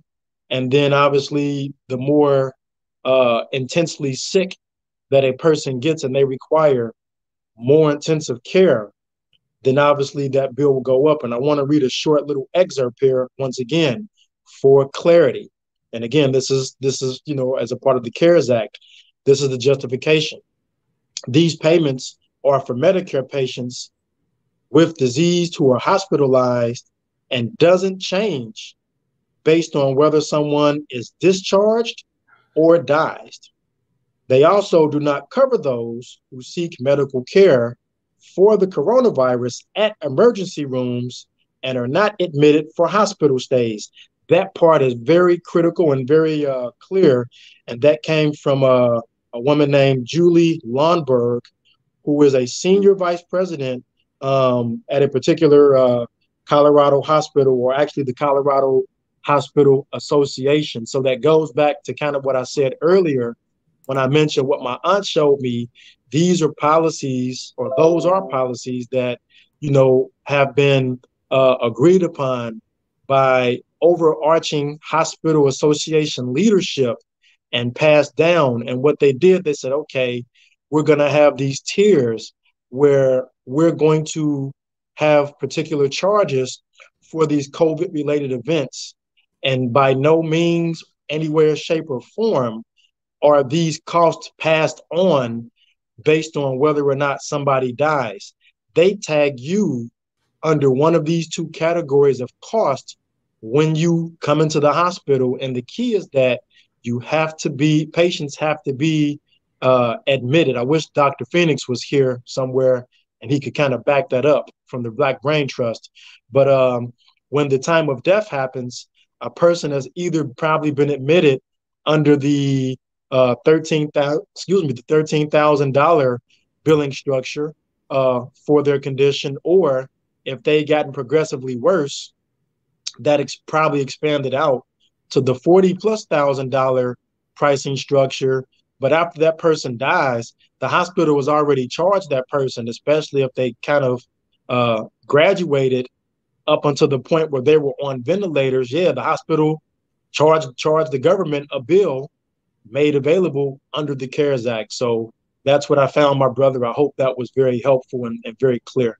Thank you, brother. Yeah, exactly. That's exactly what we need. Shout out to somebody in the it was either, I don't know if it was Silent Sir or it was somebody else in the chat who mentioned it earlier. Somebody mentioned the CARES Act earlier. I forget who it was. So shout yourself out in the chat, man. If you will. But let's get back to I think well, Zero, you never really went, man, to say your original point. You just, you bounced off a couple of things. So give us your perspective, brother. On what again? Because I forgot. Oh, well, we was talking about the whole I guess dynamic between what has the current president offered versus what the candidate of fucking Joe Biden would have to offer, comparison between the two, or a track record versus currency, I guess. I mean, well, Biden's track record hasn't been really like. Okay, so let's look at what he's voted for and voted against in the past. Like, he's all on the side of like liberalism when it kind of suits popular opinion. Like, for instance, with the police stuff. A long time ago, he was voting on the side of conservatives with the lock you niggas up. Lock you niggas the fuck up. The key. And if we look at now, he's completely flip-flop. So it just depends on his position changes on depending on what he's done. We don't really have the same metric for Trump because he wasn't a politician. So I don't really know if the comparison is pretty fair. But if you look at his track record since he's been in office, he actually, I mean, for people to call him racist is I mean, he can be a racist, but his track record as president is, I don't give a fuck about race. He's really been on some economic shit. Thank you. I mean, from the jump, his whole policy was, we need to broker better deals on the world stage. I don't give a fuck about what you niggas is talking about here. I mean, so if you want to call him racist, it's because he just don't give a fuck about your needs. He only cares about getting the country back on track as far as like economics and foreign policy is concerned. He made a show of bitching about Obama's foreign policy efforts when he was president, but he's doing the same thing because he knows it's the right thing to do. Obama was the president that brought in the technology into war as a primary with the drones and shit. And Trump is continuing the same thing. For all of his bluster about, Obama doing that shit, he's still doing the same thing. Trump is harder on immigration than Obama ever was. No, I take that back. I want to ask you a question about Biden real quick. What do you think about his mental acuity? All this talk about him just not being up there, because these are two different problems. One, I have no idea. Old in general, and then two, he's coming off as like not the sharpest guy for whatever age. How many not sharp presidents have we had though? I mean, that's not. But that's what makes him stand out. Exactly. It's not like you have to be that much of a genius. So right. Trump has mental acuity. Trump is intelligent. Like Trump has a business acumen. I mean, we can look at the fact of him being on TV and shit, but that's besides his actual business acumen. that has Trump has stage presence. Let them debate. And no, like let's not even look at the theatrics of it. Let's look at what he's done. He has actual business acumen. The man actually has proven that he can successfully run companies and run businesses. Like, this isn't even debatable. He's actually doing it and has done it. So as far as like how it's concerned with like America as a corporation, again, his whole platform was we need to broker better deals on the world stage or we're going to lose. If we lose economically, we lose, period. Like, you do understand that the dollar is in control of the world's economy. Like, whatever happens to the dollar happens to everybody else. If the dollar falls down, China falls down. You know how much of our real estate that they own? Like, they own about 60% of our fucking real estate.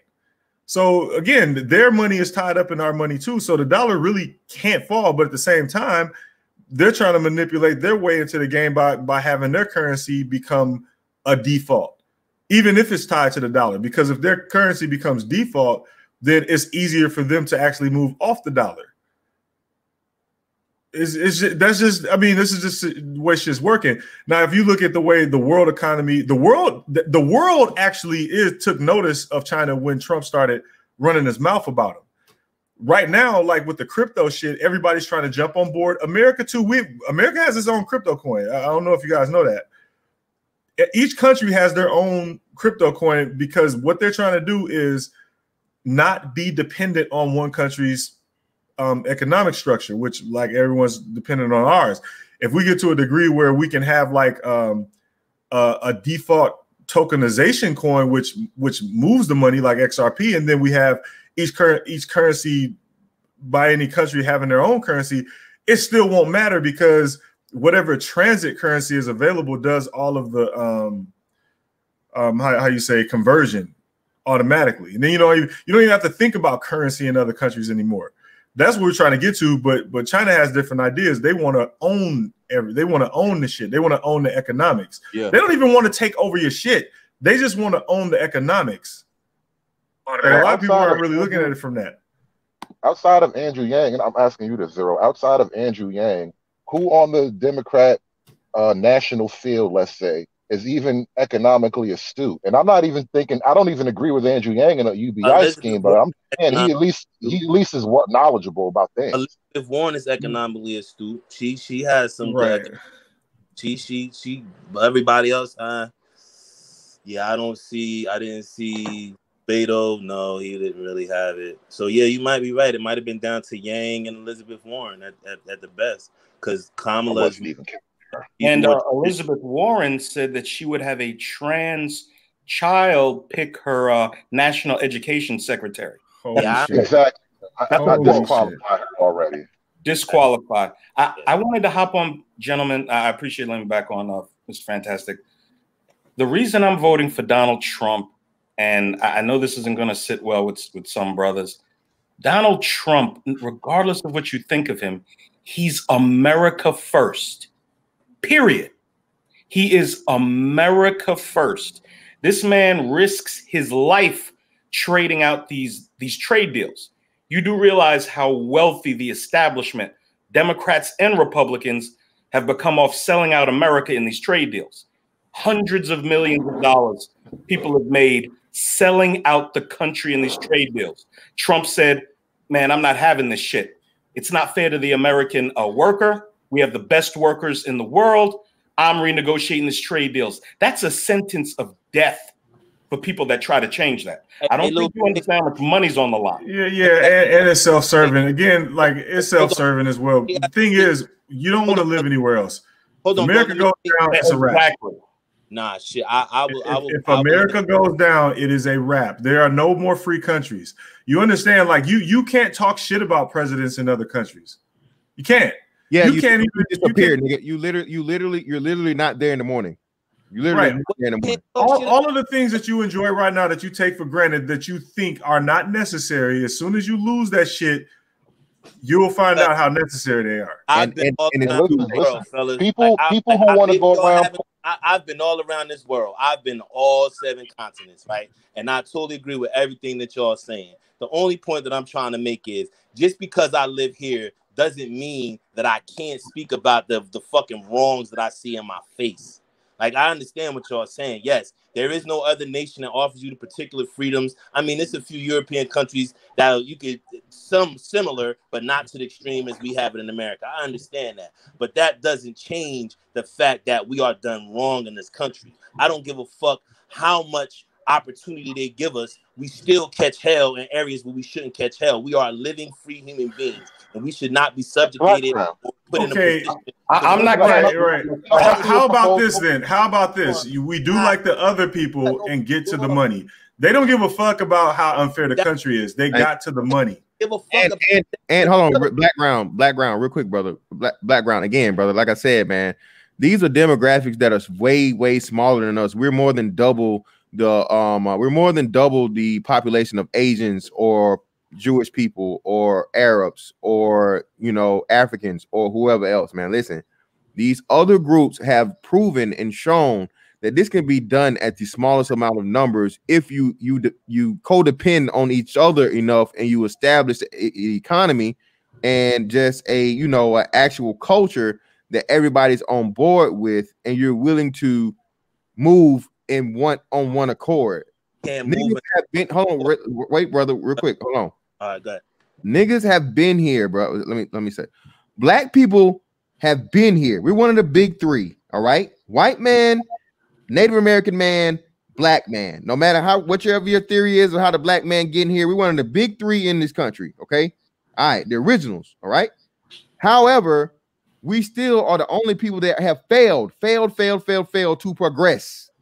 We've never, no one ever wants to address that. Shout out to all right, well, let's address it now. Brother, wait, brother. I'm almost going to get it out, brother. Let me get it out. Shout out to Zero for the elephant. That's another big elephant in the room we never want to talk about. Okay, niggas are the only ones who have not progressed in this country. You have people that have come here, immigrants, whether it be European immigrants, Italians, fucking Polish, all these other folks and people, all right? African, Jamaican, Haitian, and those are Black ones. Caribbeans. Fantastic. Many of the immigrants are darker than us. Exactly. Sorry.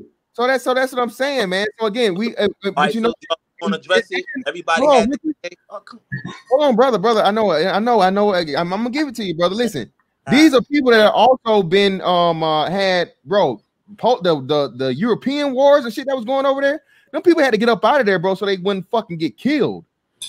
That's why they immigrated over. They just immigrate over here for fucking for economic purposes. If you stay there, motherfucker, you're gonna die. What's the key to what y'all saying in all this? What's the key to what y'all saying? What's the operative okay? The key is you need to get over the fact that you lost the war and get to the money like every other place. Brother, but I'm saying, I'm getting to the money every day. Right. You're personalizing it. Don't rule my life. Money. Right. The money. You don't realize that your rhetoric, personalizing it. Your rhetoric makes young Black men think they don't stand a chance. Your rhetoric is white people. Like y'all speak like white people. You see how we speak like white people? What the fuck?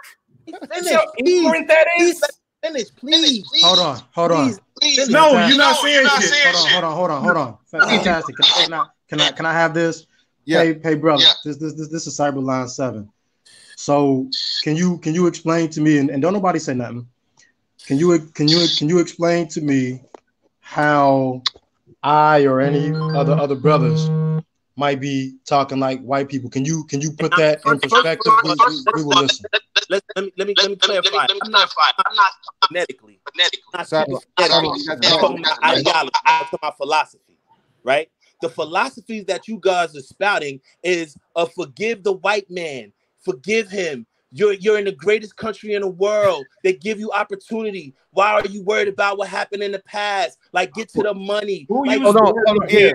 Who? Hold on. Who the fuck said that? Oh yeah. Wait. No. Wait, brother. Listen. No, bro. Again, man. Listen. Language is important.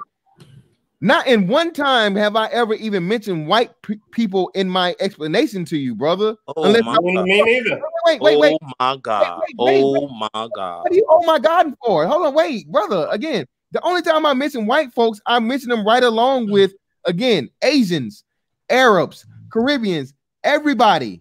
Okay. All right. Listen, the point I was trying to make is, right, the operative word of what y'all said was immigrant. These people came here from other places where the places that they came from was shitholes, right? And they came here, right? They came here to take advantage of opportunities here. But I don't hear y'all telling them to go back to where they came from because it was a shithole. I don't hear y'all telling them that, well, that oppression when you could have made it, all you had to do was pull yourself up. All you had to do was do this. They came here. And why you think they came here? Why you think they came here? Whoa, that doesn't even make sense, bro. That doesn't make sense. This nigga is repeating the same talking points from 30 years ago. Yeah, look, brother, we don't have to say that because they're doing it. I don't have to tell them to do it. Yo, listen, I let all y'all say what y'all say, right? But the point is, when immigrants come here, they come here looking for a better life from where they came from, right? They come with culture intact. They come with their ethnicity intact. They come with their belief system intact. You said it first. You said it more appropriately. Fantastic. We don't have that shit. We don't have the cohesiveness of these micro groups that y'all talking about. Every time we try to stop immigration, racist niggas want. This nigga exactly. Yeah. Whoever said that's what happens every time. We try to stop immigration. I don't agree with shit Little Big Nick said, but when he said that shit about suppression of wages based on immigration, I agree 1,000% with what he's saying. So I understand how immigration suppresses us. Right? How about outperforming the immigrants? We don't outperform the immigrants because they're using it on a micro number. What I'm saying is we don't have the culture to allow the idea of education to permeate through generation. It's because broken. You won't hold black women accountable. Exactly. Why would my black women good? What the fuck am I? What the fuck? He's personalizing it again. Wait. This is an in my household nigga. My mom was already had a job. My wife got it. He keep personalizing this shit. He's one of them in my household niggas. What are you talking about? He just said I don't hurt black. I gotta mute you, brother. Because again, listen, black brother. woman accountable. Brother, I got it. Hold on, brother. I'm muting you for a second. Give me a second, brother. You gotta listen. You gotta stop doing that, man. You are not. What you mean? Y'all cut me off and say whatever the fuck y'all want to say as soon as I say something. Brother, I gotta cut you off so you can This understand. is not the conversation for this nigga. Yeah, listen, brother. Listen, man. You niggas brother, gotta learn to drop you down. Please, just let me talk. I'm trying to explain it to you, brother. I want to have but don't tell me the conversation is not for me. It's really not. It's really not. I don't give a fuck. Wait. Yeah, listen, brother. Listen. I had to drop you down because you won't. Yeah, you won't stop talking, man. I'm gonna bring you back up, but let me get it off, brother. You're coming to this extremely emotional. Every time we get you pretty much pinned in the corner of where there's a logical trap you can't get out of, you personalize it and say, I this, my this. Okay? You cannot complain on the behalf of all black people. We. And then when we give you all the fucking information and data, turns anecdotal points, turn it into me. You can't do that, brother. That's not an honest conversation. Okay. At the end of the day, niggas have refused to progress. Period. We've had the same opportunities. We had all this other shit, bro. Japanese people were fucking in internment camps here. Chinese people were fucking in internment camps here. Okay, and their country was bombed into a parking lot. Yes, fucking Native Americans were literally fucking slaughtered off and killed. Okay, so again, man, slavery was fucked up. Everybody knows that. But why are we still talking about something we cannot change? Yeah. You know what? I mean, fucking natives was down to dodo bird numbers. Yeah, listen, man, like I said, bro, they're like 2% of the fucking population now, man. It's some crazy shit. Like, it's crazy. Listen, the Japanese just built a life model Gundam and just did a first test run and like the first baby steps of a life model Gundam. This is what the Japanese can do after getting nuked into oblivion. Shout out to you mean the Japanese don't sit around complaining about Hiroshima? Yeah, hold real quick. No, they don't. Yeah. Oh, okay. They lost the war. They understand. The Japanese have a problem with Hiroshima. I guarantee that. I guarantee you that. They admire themselves. I guarantee you. They don't. Hold on, let me prove you wrong. Where's the Japanese SJW movement bitching about the nuclear bomb? It's in Japan. It's in Japan, and I guarantee you it exists. Here, motherfucker. It's not here. There's Japanese nationalists that exist. That's about. Oh, you get it. I guarantee you. That's why they kept. That's why they kept. Japanese are supposed to be nationalists. Who's if you live in your country, you are a nationalist. Who's got? Yes, somebody. That's somebody. Got it. That nigga feedback powerful. Yeah, that nigga should sound like I'm in the room. Shout out to Deborah Leonelli for the 5. Thank you, ma'am. In 2020, victimhood gives you purpose. Very, very sad. And again, man, I don't want to say that it's sad. I mean, I look, Black Ground, I greatly appreciate your conversation, brother. You definitely got to work on your conversation skills, though. But hey, man, you can't have a conversation with y'all because if I don't agree with what y'all saying, it goes somewhere else. Like you guys are not even trying to hear what I'm saying because y'all don't want to agree with it because you guys have a conservative bent and you guys hold on, fantastic. You making emotional appeals that don't stand up to logic. That's your problem. I'm a very passionate person. I don't have to be black. I love being black. Whatever you want to call it, you're making emotional appeals that don't stand up to logic. This is why you can't have a conversation, bro. You are making emotional appeals that don't stand up to logic. What I am. You don't know me from a can of paper. You are making emotional appeals that don't stand up to logic. And brother, it don't stand up to your logic because you want to follow behind white people. There is no such thing as my logic. You see right there. That's your problem. What your logic is. No. There is no such thing as my logic. Your logic. You're not speaking for your logic. Is not there is no such thing as my logic. Logic is logic, brother. Period. The majority of black people have been thinking like you for 60 years. We are in the worst state as a race that we've ever been in this country. And why is that? Why is that? Because white people put us in this position. It's because of us. Wait. Why are we talking to this unstable ass nigga? Our position in America is based on the oppression that we go through in this society. Everything that we go through in this society is this nigga is obviously unstable. Everything. What are y'all talking about? We're their animals. We're their pets. They don't see us as equal. What is wrong with y'all? These white people don't see us as equal. They see us as animals. I'm gonna read from the Ad Hominem Bible. We are arguing with an unstable ass nigga. That's the thing. Yeah, hold on, my man. Hold on. I'm gonna read this. We're gonna let Cyberlon get in here and real quick. Black Ground. Listen, brother. The way that I can tell you and prove to you that we're hearing you, any and every word that you're saying, brother, is that we're countering to your points down to the T. We're taking your word. Countering my point. You're saying that I'm wrong and that white oppression is not the reason why we're in the position that we're in. But none of you are saying why we're in the position. Y'all blaming black women. Black women ain't the reason why we're in the position that we're in. This nigga just jumped to another planet. He just jumped to another planet. So fucked up in this metaphor. Black women is our fucking problem. Come on, y'all. Black Ground, everybody chill. Black Ground, you're doing it again, bro. I'm giving you the chance to rock, man, but you're interjecting to the point of where I can get to the point. You're disagreeing with something that, again, I have 124 people in the building right now, right? And by the way, y'all motherfuckers, make sure y'all like the video, all right? If y'all haven't already, please like the video, please like the stream. Okay, listen. That can attest to, and I have 6 other brothers up here, or 5 other brothers up here on the panel that can attest to this, bro. Listen to me.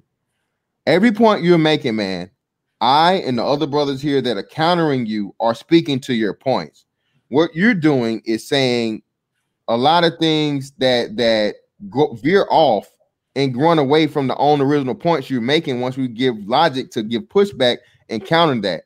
It's not about us not hearing you. It's about you not liking what we're countering you with. You don't like what you're hearing from us. All right? So again, man, I'm trying to have the convo. I don't have an issue or problem with having the convo, but just be honest about what's actually happening here. You definitely. Bro, it's not that I'm not liking what I'm hearing from y'all. I just disagree with it, and I don't think that black women is our problem. I think that we live in a racist society. We live in a racial nation that is bent on harming us. Well, let's do this, brother. So real quick, we didn't say that black women are the problem. No, because you made an assumption that's not true. I'm not making an assumption. You just said that we said that black women are the problem, and we weren't even arguing that. We were not arguing that. What are y'all talking about? So y'all don't believe that America was built to harm black people. So y'all don't think America is not made to harm black people. We're not arguing that. Yeah, black arguing that. That's what I'm arguing. So what are you arguing? Let's just do this, Black Ground. Let's just agree to disagree on that then. How about that? Because I mean, it's like I said, you're the whatever you feel or you think, cool. If that's what you're gonna keep believing, because at this point we're just going in a circle. I don't want to, you know what I mean, just rehash the same shit over and over again. Shout out to Mike Sherry for the 5. We got black men becoming billionaires and he complaining. Hey man, shout out to my man Bernard Riley for coming through with a 15. Thank you, brother. They got him in super chat fucking jail too. You can't make no comments. You can just fucking put the money on there, but I greatly appreciate it. And my man Cyberline, man, he had something to say, brother. He done cammed up on us. What you got for us, brother? So I wanna ask Brother Black Radio a question. Oh shit. So Black Radio, I want to ask you a question, and if the brothers agree just for a moment to hear you out and let you talk, do you think you can answer my question?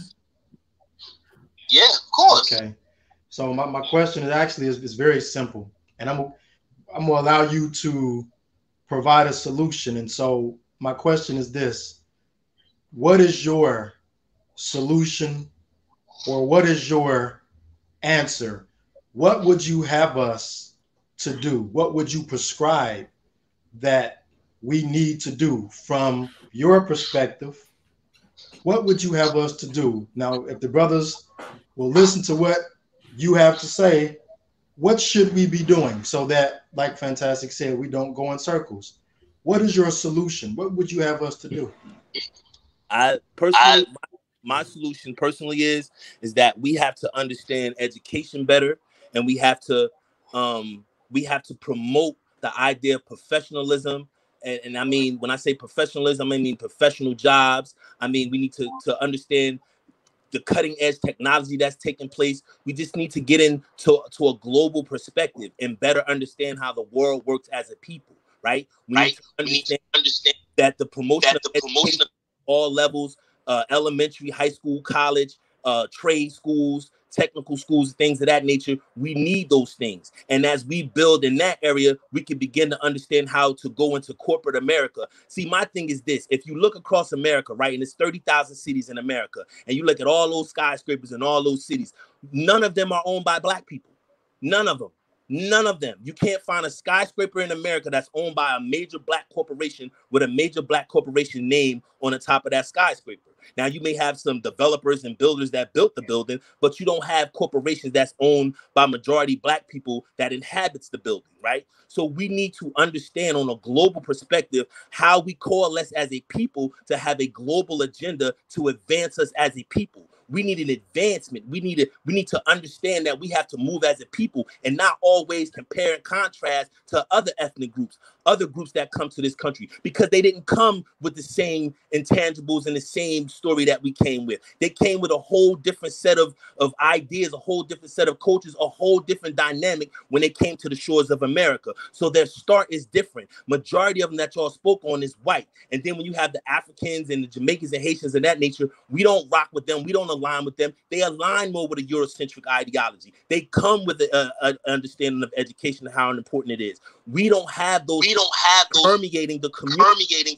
First must begin by of education to the table and having conversations about how do we make education cool? How do we have young people know that going to get a college degree or going to get a trade, a highly skilled trade, will advance their lives and give them the economic stability and the economic prowess to do things and become and bring wealth into their household, right? And then we start talking about the buying power and how we transfer our buying power into buying up our communities and becoming owners of things, franchises and things of that nature. It's an expansive thing, but we must begin somewhere. We must have a cohesive idea of how we become globally prepared. All right, Pastor. Can I address that? Pastor, hold on, wait. Pastor, don't kill me, Deacon Fantastic. Don't kill me, brother. Don't kill me. Filibuster. Pastor, listen, you gave a great sermon, man, but you covered a lot of the things we cover here on the daily, and I actually covered in this conversation pre you hopping up here. Listen, man, ultimately, none of that is possible, bro, if you're going to focus on racism. Point blank, period. Very possible, because racism is the catalyst that will get us to go there. Focusing on racism. Hold on.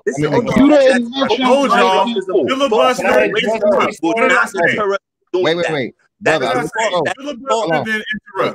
yeah, hold on, wait, brother. Again, you're countering when you say that if you can't not focus on everybody else, but then focus on racism and blame it from happening from another group. You can't do both. bro. You can do both. We're very powerful people. What I like, and we've done both. We've done both for centuries. For centuries. Hey, man. For centuries. In reference to what the brother said, I gotta disagree with you, man. You're talking about this macro unity. I don't believe in unity. Unity, a lot of times, I'm not saying this is what you mean, so please do not take it personally. But I know for a fact when a lot of black men talk about quote unquote unity, they're usually unproductive men that want to hop on the bandwagon of brothers that are working. See, because if I can get us all to unify, then I can lay claim to all the hard work other black men are doing while I do nothing. I go around and get girls pregnant. I go around and chill and play video games. Right, I go around doing what I want. I didn't say you. Y'all got a bend on blaming black women, Pookie and Ray Rays and all that, and I didn't say anything. I didn't say. I said that we have to get a global perspective as a people. I understand what you're saying. I understand there can be bandwagoners that jump on very successful people. Exactly. And mean nothing. That's what a lot. That's what a lot of this black unity. That's not the point I was trying to. I understand what you're saying. That's not the point I was trying to. Black ground. So again, brother, let's just say we agree then, because I definitely cover that a lot all the time. Zero covers that a lot of the time. Little Big Neck covers that a lot of the time. Hood Conservative covers that all the time. So let's agree there, okay? That what you're saying about But no, the brother asked me the question. I was talking. The brother. Yeah, I'm just saying, so we can move. And brother, as you can see, they don't want no solutions, brother. They don't want solutions, brother. No. We agree with that solution. That's what I'm trying to tell you. We agree with that solution because we talk about it all the time. So let's just leave that, put a pin in it right there, and we'll just move forward. All right, shout out to my man Morgan Freeman for the 222. Bros always talk about education, but hate numbers. Facts, man. Niggas hate numbers, man. Niggas hate numbers and words. I started to say that. So, Zero, I meant to say that on your shit yesterday. Niggas hate words and niggas hate numbers, man. I don't know how. Yeah, you're never going to make it without those two things, okay? You need one, at least one or the other. You have to either be a cold-ass motherfucker in math to be dominant and take over some shit and, like, just become, like, the ultimate superpower, like Chinese motherfuckers, or you have to be, like, the ultimate motherfuckers in words, bro. You got to have them. It's the perfect thing to be both. Feel your way through it. Huh? You can feel your way through it. That works too. Stop it. We're not going back. We're not going back. I want to point out something here, right? Oh, okay. Go ahead, bro. Go ahead. Hold on, give me 1 minute, because I've been thinking about this as this whole display has been going on for like the last 20-30 minutes now. And then Zero, you did a talk, I guess, on I think it was Bernard Riley's panel, and about the MGTOW thing and how the black group split off. And you mentioned how a part of that was a big reason for that was like the whole subtle racism and all that, just the cultural tensions between white and black guys, right? So what I'm seeing here right now play out is, I think, a microcosm of what's happened to the black community and the larger white community over the last 60 years. So a long time ago, because the MGTOW group is relatively conservative, and a long time ago, the black community was relatively conservative. And so at a certain point, we gave in to the liberal arguments. And so what starts to happen is, like, in the MGTOW circles with black people, when you start talking about things with the women, it will inevitably push you onto the conservative side, but that means standing along the white guys, and you don't really care for them. But no, it's simpler than that.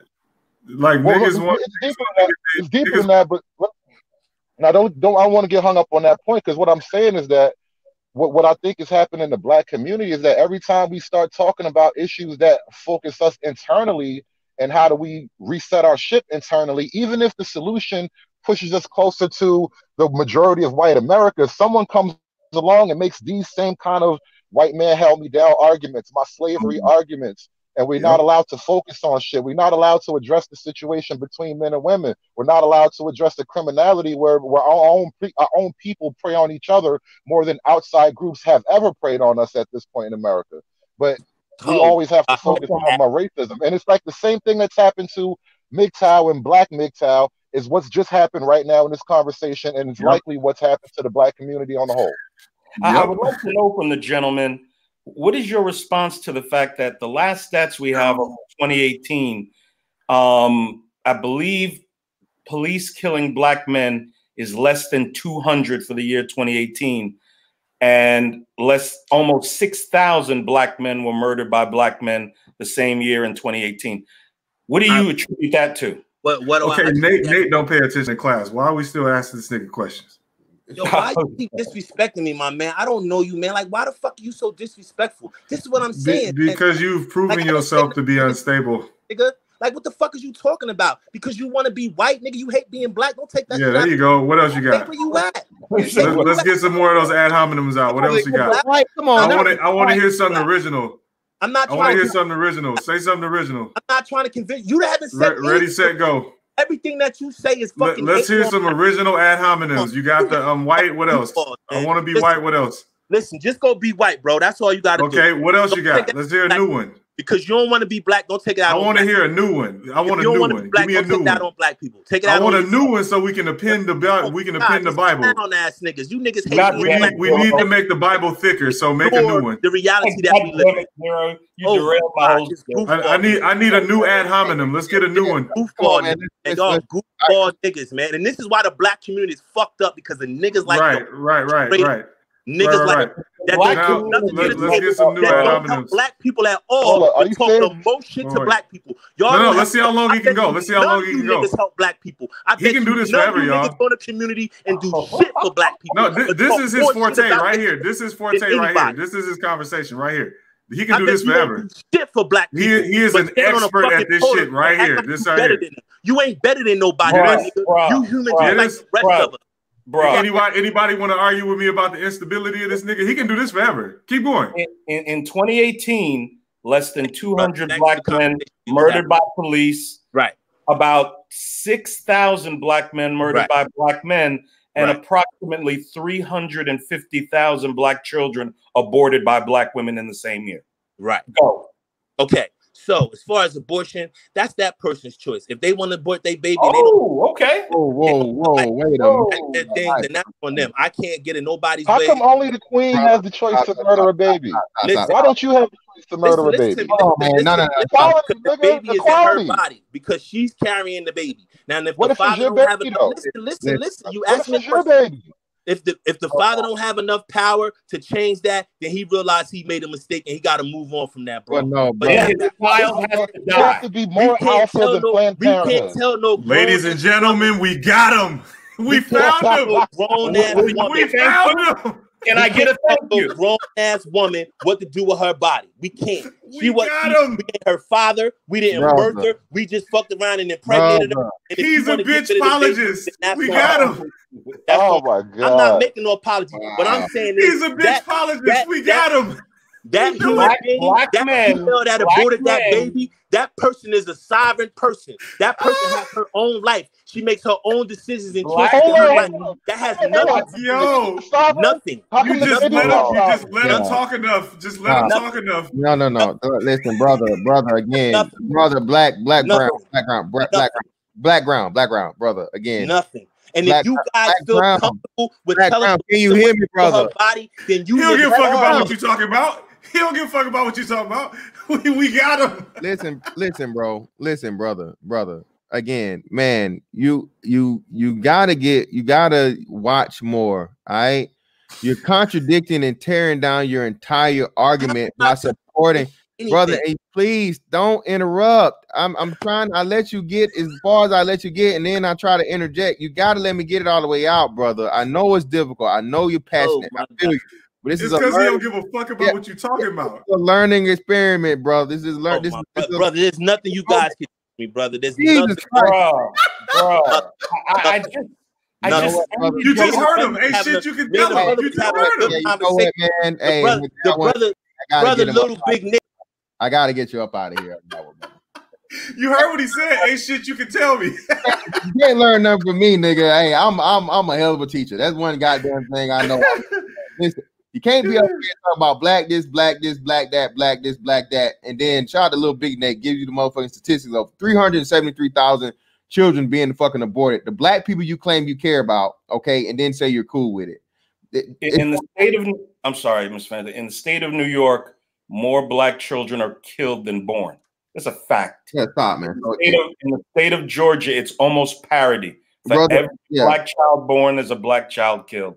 And I know where in Atlanta, I think Atlanta has like one of the highest AIDS rates too in like the country or some crazy shit like that. But either way, listen, Listen, man. Brother Blackground, brother, I appreciate you for coming up, man. You got me up out of there with the whole you can't learn nothing. Hey, man, I learned some stuff from you today, brother. So I ain't gonna. Hey, you are definitely welcome back. But today, hey, you talk well. All right, brother, you talked as well. So wow. I antagonized that nigga because I wanted him to take his costume off. I knew where he was already. He's a bitch apologist. Everything he was talking about was the same shit everybody else be talking about. Only difference between him and everybody else is he's been probably listening longer, but not even by that much. Like he's the same nigga. All these niggas is the same. Got another one. Shout out to my man Bello Gino, $5. Are you willing to pay more taxes to take care of these bastard children, or should the mothers and the children eat dirt? No, sir. It's very simple. The women should should manage their pussies.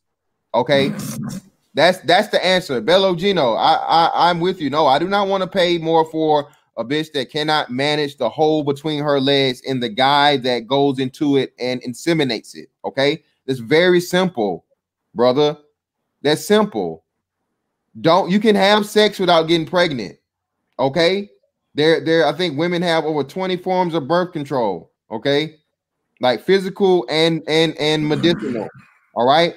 So again, brother, ideally, the chick would just like let you slide in between, you know what I'm saying, but not let you motherfucking skeet up in it. It's very simple.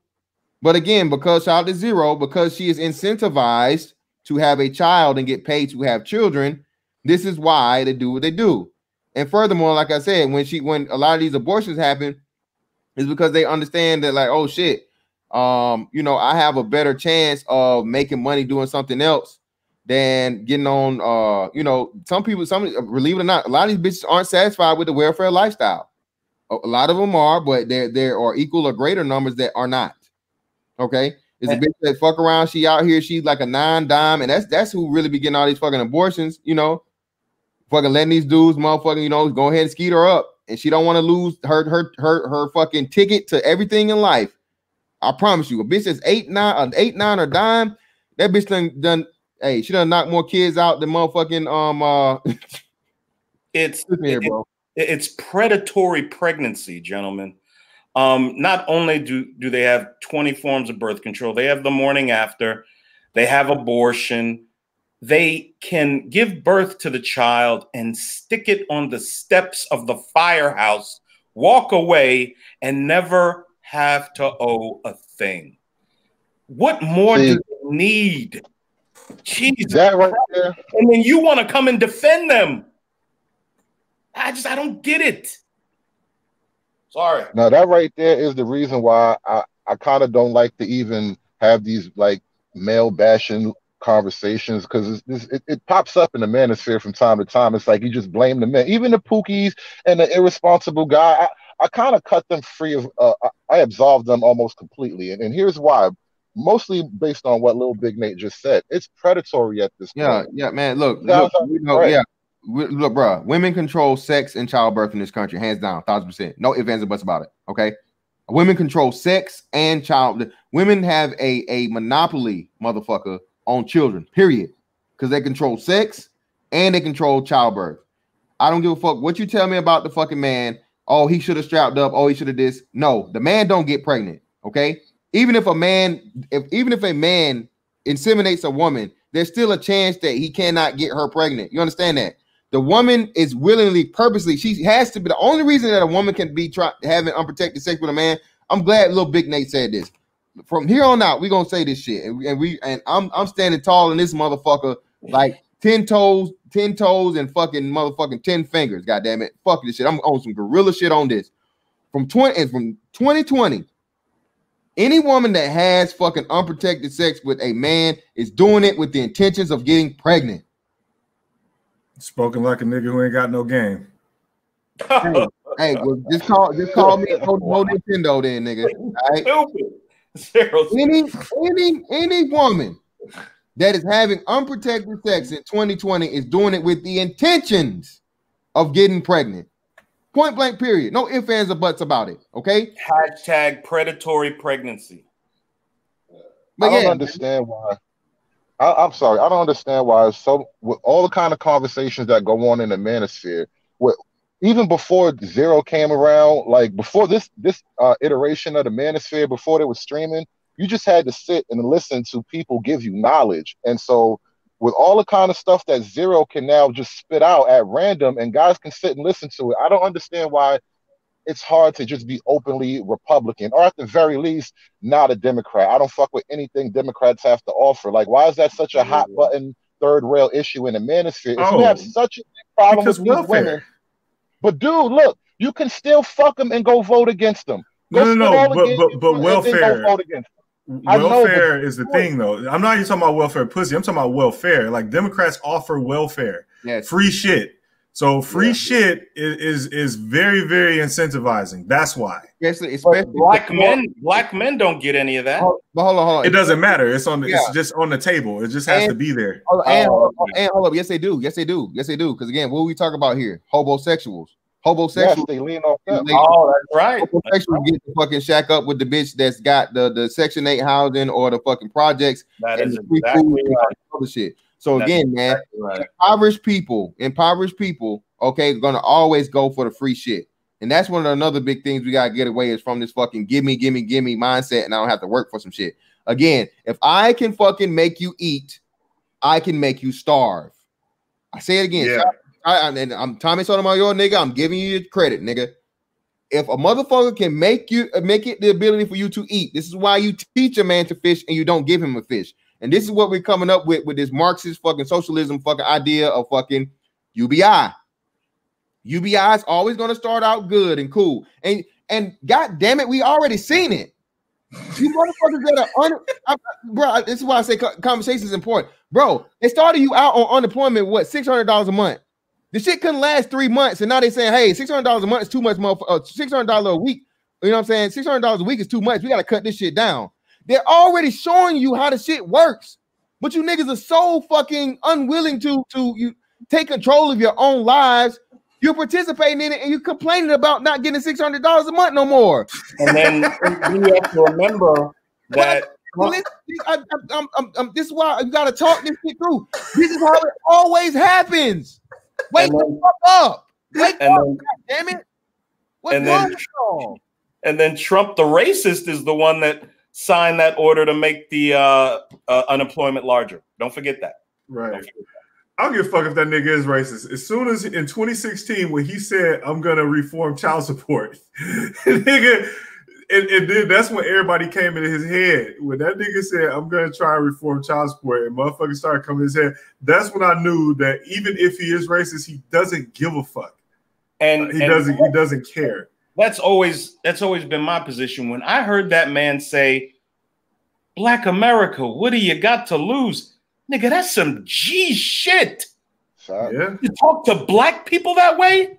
That is some fucking G shit. I don't care what you think about that man. That man in front of 30,000 white people said, look, Black America, your cities are crumbling, all run by Democrats.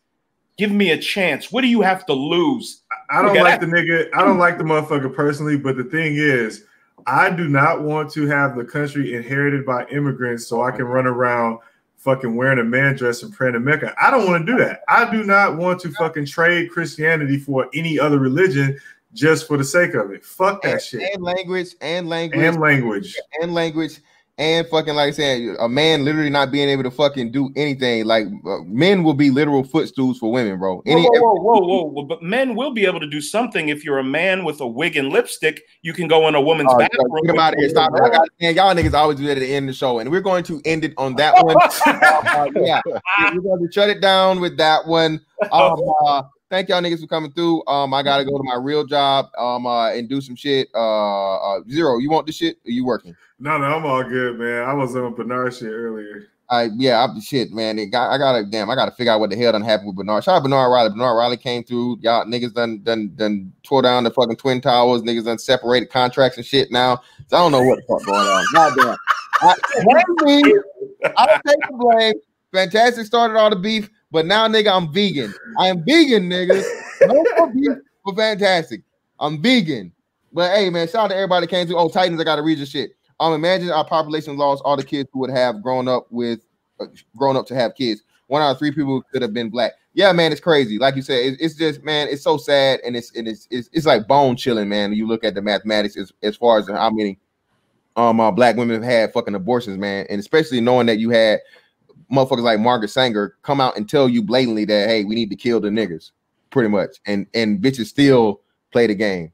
But hey, it is what it is, man. Listen, all in all, man, it was a great conversation today. Brother Black Grounds, you're welcome back, brother, but you gotta improve your your conversation and your debating skills, man. Just because somebody don't agree with you, man, you can't go the emotional route. It was a very, very powerful conversation today. And ultimately, man, black men, we're gonna have to make a fucking decision. What the fuck is we gonna do, niggas? What is we gonna do when it comes to November? And like I said, I see no way, shape, form, or fashion or excuse for a black man to vote for Joe Biden or for the Democratic candidate. Point blank, period. No, none. Nothing that they're offering is going to benefit you. Okay. It's only going to make it harder and worse for you because they want men to be in the fucking background of everything and just to expand the already lopsided advantage that women have in this society. And not to mention, man, bro, if you haven't did it, look up the fuck. You can see this shit on the internet, man. The Communist Manifesto for Karl Marx. Look at it, man. Again, like I said, just in having this conversation, you've already seen. They've shown you how UBI works. They give you a whole bunch of shit up front, and everything's gonna be great and cool. But then they come to find out, hey, the fucking system cannot support this shit. Okay, for you philosophical and you spiritual niggas, all right. You can never get nothing from nothing. Okay, everything has to come from a place, right? The same money is even that to the 1 millionth power, nigga. All right.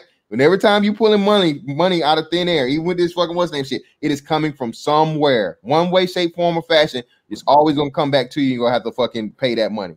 All right. And UBI aspect of the shit, the socialist ideology of finances, it always ends the same way. Millions upon millions upon millions, tens of millions of deaths. All right. In total, possibly hundreds of fucking millions when you fucking with communism, Marxism, socialism. All right. Point blank, period. Just go look at the history. You got to take my word for it. Look it up for yourself. Shout out to motherfucking Zero. All right. Shout out to Chronicles of Judah. Don't take nothing I'm saying for as gospel, nigga. Use this Google shit, not just to fucking watch me run my motherfucking mouth and look at them big booty bitches on OnlyFans. Do some fucking actual research. All right. I learned the most I ever learned in my bro. And this what going on 7 years since 30, bro. I've learned more from like on my own research from any fucking type of setup educational system or anything, or just me doing my own shit. All right. So you know what I mean? Do it for yourself, man. Challenge yourself, learn as much as you can possibly learn, man. And I greatly appreciate y'all coming through, man. Powerful, powerful panel for today. Greatly appreciate you guys for coming through. And I'm out, man. Holla.